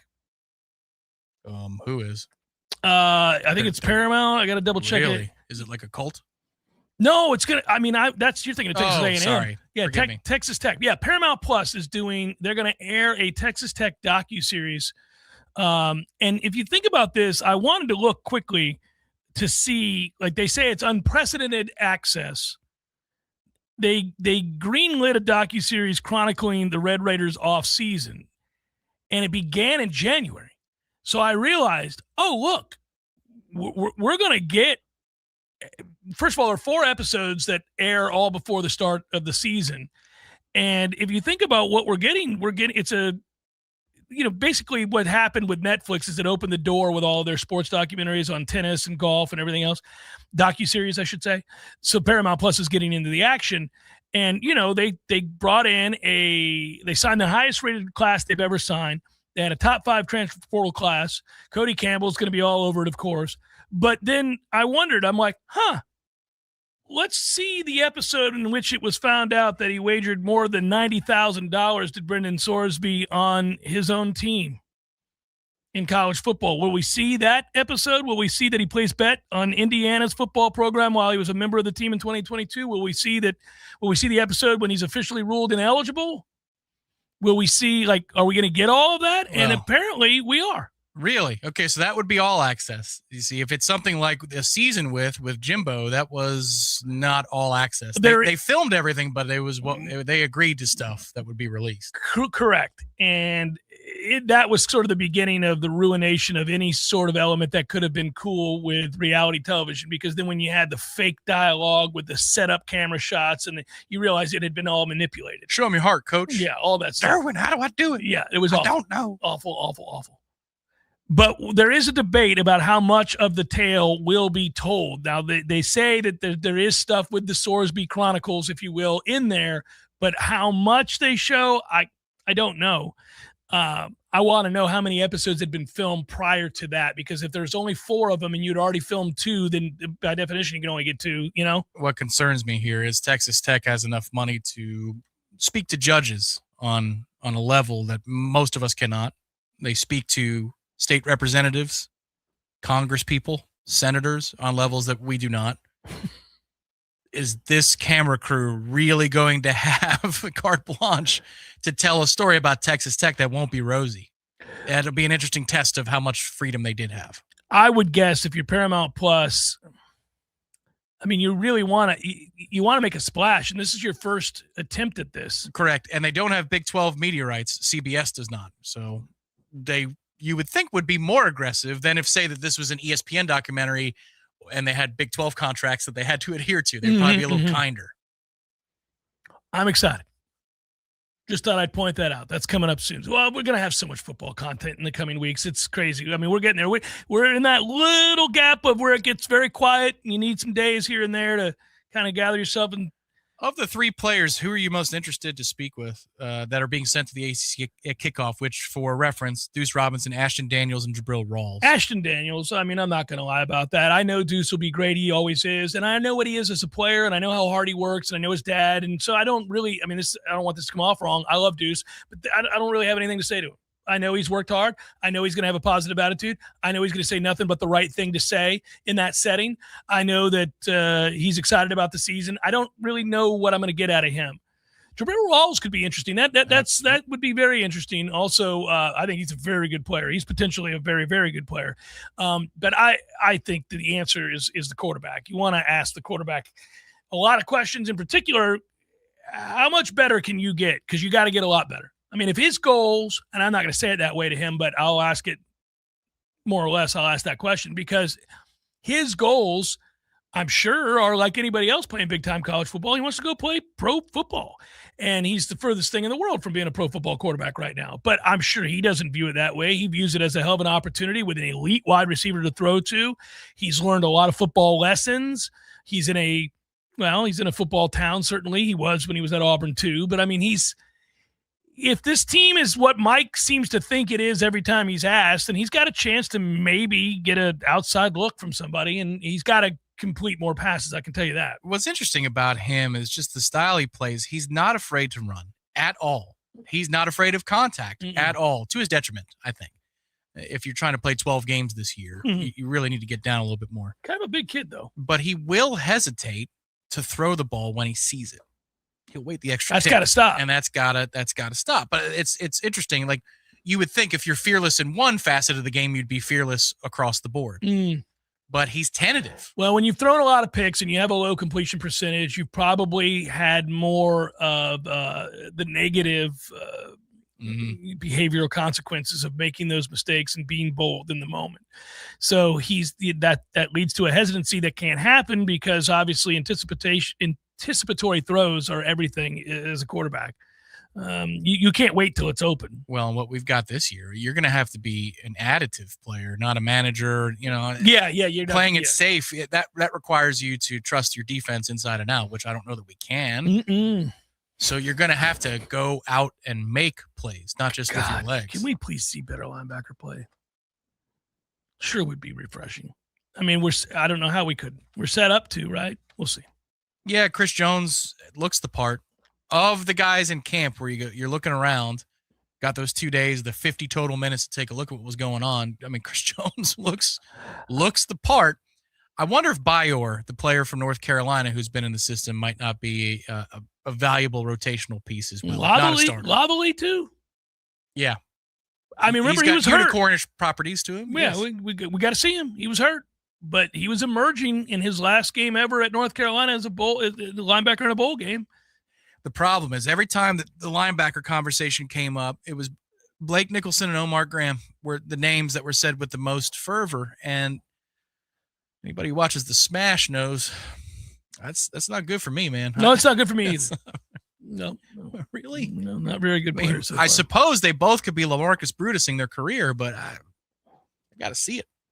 If you like trailing the play, you got your guys. They love to trail the play. There they are. They made a tackle 8 yards downfield. It's not Omar's fault at this point that we have an annual spring football. Hey, Omar's really coming along conversation. Yeah. I was 36 the first time we had that. Can talk. anybody cover? Because we haven't been able to cover anybody, and every team isolates a very fast guy against our linebackers, and they do it for all 4 quarters, and we never make adjustments to it. We just watch people chasing asses and elbows. Across multiple coordinators. Something to behold. Shannon Young made the move some time ago to Cross Country Mortgage. That helped him a lot because he's able to better service you, the customer, with more resources, faster response, better options. Does it in 7 different states currently: Georgia, Bama, Tennessee, Texas, and the Carolinas. He is my man. Relentless and goal-oriented, honorable, hardworking, smart. He has an unwavering commitment to the task. He'll get it done. He has for a lot of our listeners and Knowles everywhere. If you want to learn more and you're out there looking for that loan to buy your dream home, I would strongly suggest going with Shannon Young. Loansforknowles.com, loansforknowles.com. Second harvest of the Big Bend is getting a big helping hand thanks to Proctor Subaru. During the dealership's annual Share the Love event, customers had the chance to support Second Harvest, and the community came through in a big way. The result was a $16,000 donation that will help Second Harvest continue providing meals and fighting hunger across the Big Bend. Residents in Wakulla Gardens are once again dealing with brown discolored tap water and say they're tired of temporary fixes. Residents say the recurring problem has forced many families to spend extra money on bottled water for drinking, cooking, and even their pets. Talkwin says the discoloration is caused by naturally occurring iron and manganese, and crews are flushing the system while working on long-term improvements, including new wells and upgraded filtration. Residents say they won't be satisfied until there's a permanent solution. This is Rachel and A with your Real Talk 93.3 Local News Update, brought to you by Macklemore Systems, Tallahassee's go-to Mac store. Check them out online at MacklemoreSystems.com. This is meteorologist Paul Trombley with your Real Talk 93.3 weather update. Sunny skies this afternoon with daytime highs approaching 96. Easterly winds 8 to 15 miles per hour. Tonight, lows level off around 72. Tomorrow, high of 95. High of 96 Friday under clear skies. 95 Saturday, chance for storms. This report is brought to you by The Lawn Johns. For all your landscaping and lawn care needs, visit thelawnjohns.com. Currently 90. Florida man, what'd you do to yourself this time? Disney World. Me and Hank, my emotional sport alligator, we did it all. Please tell me you weren't swimming in the Seven Seas Lagoon again. Well, not this time. We rode the monorail to the Magic Kingdom, hit Space Mountain, crushed some turkey legs, and we washed it down with a couple of Dole Whips. And the best part, the Country Bear Jamboree. Sounds like a great day so far. What happened? Well, we're running late. Everybody in my house, we eat the Factors. You've heard about Factor meal plans, right? You've heard this. I've got 2 growing boys. They eat incessantly. I was trying to get them enough protein, and I don't have the time to put together meals on the regular, as busy as I am. I think a lot of you can relate to that. Factor will take care of you. And man, the nutrition is very good. They have meal plans for anything that you might be trying to achieve, whatever that goal might be, weight loss or more protein if you're lifting heavy. GLP-1 support, they've got that too. So strength in every workout, all the things you could possibly need. Factor's Muscle Pro collection, they have that as well. My boys use that. The meals taste delicious. They're never frozen. Over 100 different types of meals to choose from. So I mix it up, and they ship it here. It's on time every Tuesday. We put those bad boys in the outside fridge, and my boys know they can go out there, grab a fresh meal made by a professional chef, and they're going to get everything they could possibly want. I use this product. My boys use this product. My wife uses this product. Head to factormeals.com/Cameron50 off. Use code Cameron50 off to get 50% off and a free daily greens per box with new subscription only while supplies last until September 27th, 2026. On Real Talk 93.3. And away we go, buddy. Do you realize the Marlins won 20 games in the month of June? They were the only team to do that. It is the franchise record for most wins in a month. They've won 2 World Series. I think they went 20-6. That's wild. So that means, without looking at it, I did not know that. if you go back 162 games from, say, today, their record is phenomenal because they were excellent in the second half last year. They are creeping up on the Braves in the division, and so are the Phillies. The Braves, who had gotten off to such an amazing start, that is in the rear view, as I think one team is 2.5 back, the other is 4.5 back. So what was a runaway for some time there early in the season is now, I'm right about that. The Phillies are 2.5 games back of first. Remember how bad the Phillies were to the point they fired their manager? Yeah. Miami is 46-40, 6 games over 500, 8-2 in their last 10, and I think they went 20-6 in June. They were, and Sandy Alcantara is not even their best pitcher, and he is unhittable right now. Boy, what a quandary, right? What do you do? What do you do if you're 4.5 games back as a Marlins fan as we approach the All-Star game and the trade deadline? Are you a real player? They've got good players. They have multiple players, if it was an accurate vote, would make the All-Star team. They've got some good players. Well, the good thing is they've got a full month. I know the All-Star break takes out 4 or 5 days out of that equation, but you have some weeks here to help determine whether you want to push chips or you want even maintaining. If you're a young team, you don't have to do much. Add a middle reliever, add a utility player, maybe ship off one of your veterans, and you're still in position to go grab a wild card. They're plus 24 in the run differential. They've been good. They've been fun to watch. I think the two surprises in the National League are in the same division, the Nats and the Marlins, both over 500. I don't think we saw that coming. And then I would say that very quietly, first of all, the second best record in baseball last year was the Milwaukee Brewers. Currently, the second best record in baseball is the Milwaukee Brewers, 52-31. 21 games above 500. Looks like we hired the wrong executive from the Milwaukee Brewers organization. Man alive. They're consistently very good. And Mizrowski's become the best pitcher in the National League. He's better than Skeens. He's throwing 104. It's silly, and he's consistently badass. Well, for that matter, the kid who shoved for the Phillies last night against the Pirates is amazing. He had the scoreless inning streak. Chavez, that his name, whatever his name, or what's his kid's name? He's been awesome. I don't want to guess him properly here. I can't remember his. He's been a stud. Who is their best pitcher? I can't. Christopher Sanchez. I wanted to say that, but Sanchez. Yeah, he's been awesome. I didn't need to see how awesome he was last night. He struck out 9 of my Pirates in 7 innings. He was dotting the black is what he was doing. There wasn't a lot we were going to do with that. Made my viewing much easier. We were down multiple runs early, and he couldn't miss. I was like, "Oh, this ball game's over. We're done here." Pivot over to the World Cup. Yeah, pivot over to the World Cup is right. Let's do some probables if you would. Cue it up. It's time for, how you say, with the pitching, probables?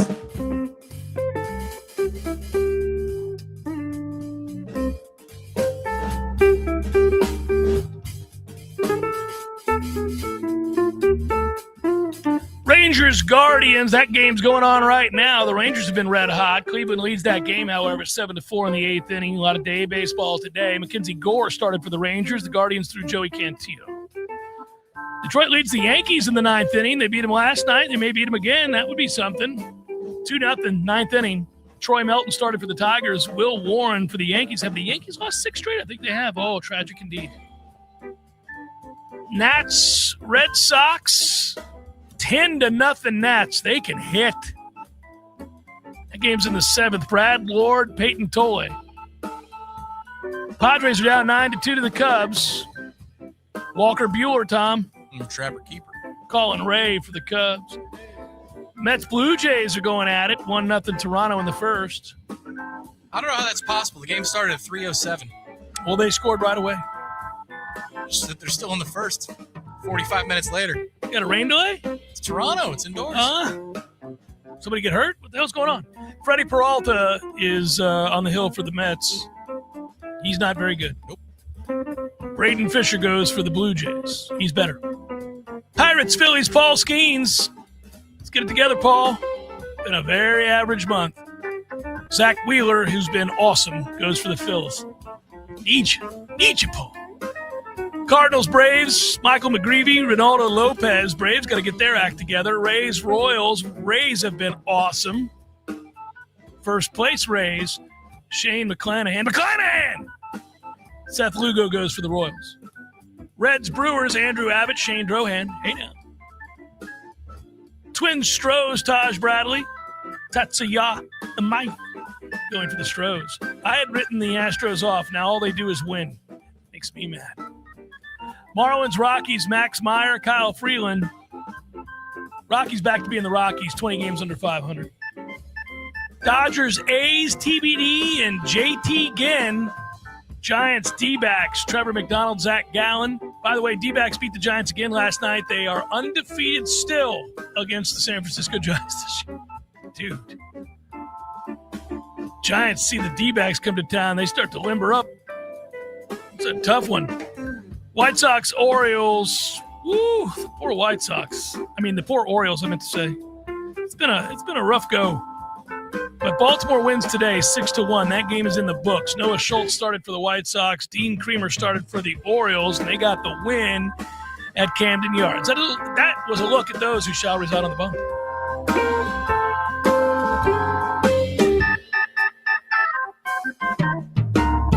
World needs plenty of bartenders.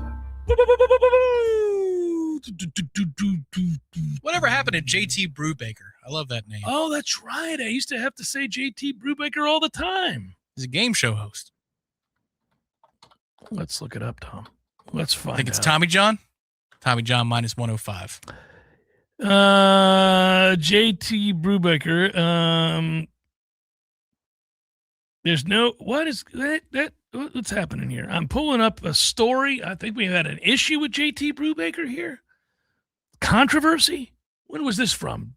There is no hate at all. It's just what I stand for and what I stand in. Oh, he was mad about the hats. Oh, I forgot about JT Brubaker. I don't know. But he didn't get suspended. Looks like he was he's in the bullpen now. He had a rib injury of some kind.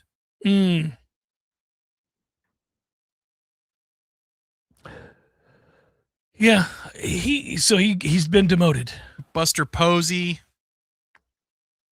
over under before after September 1st. Firing? Yeah.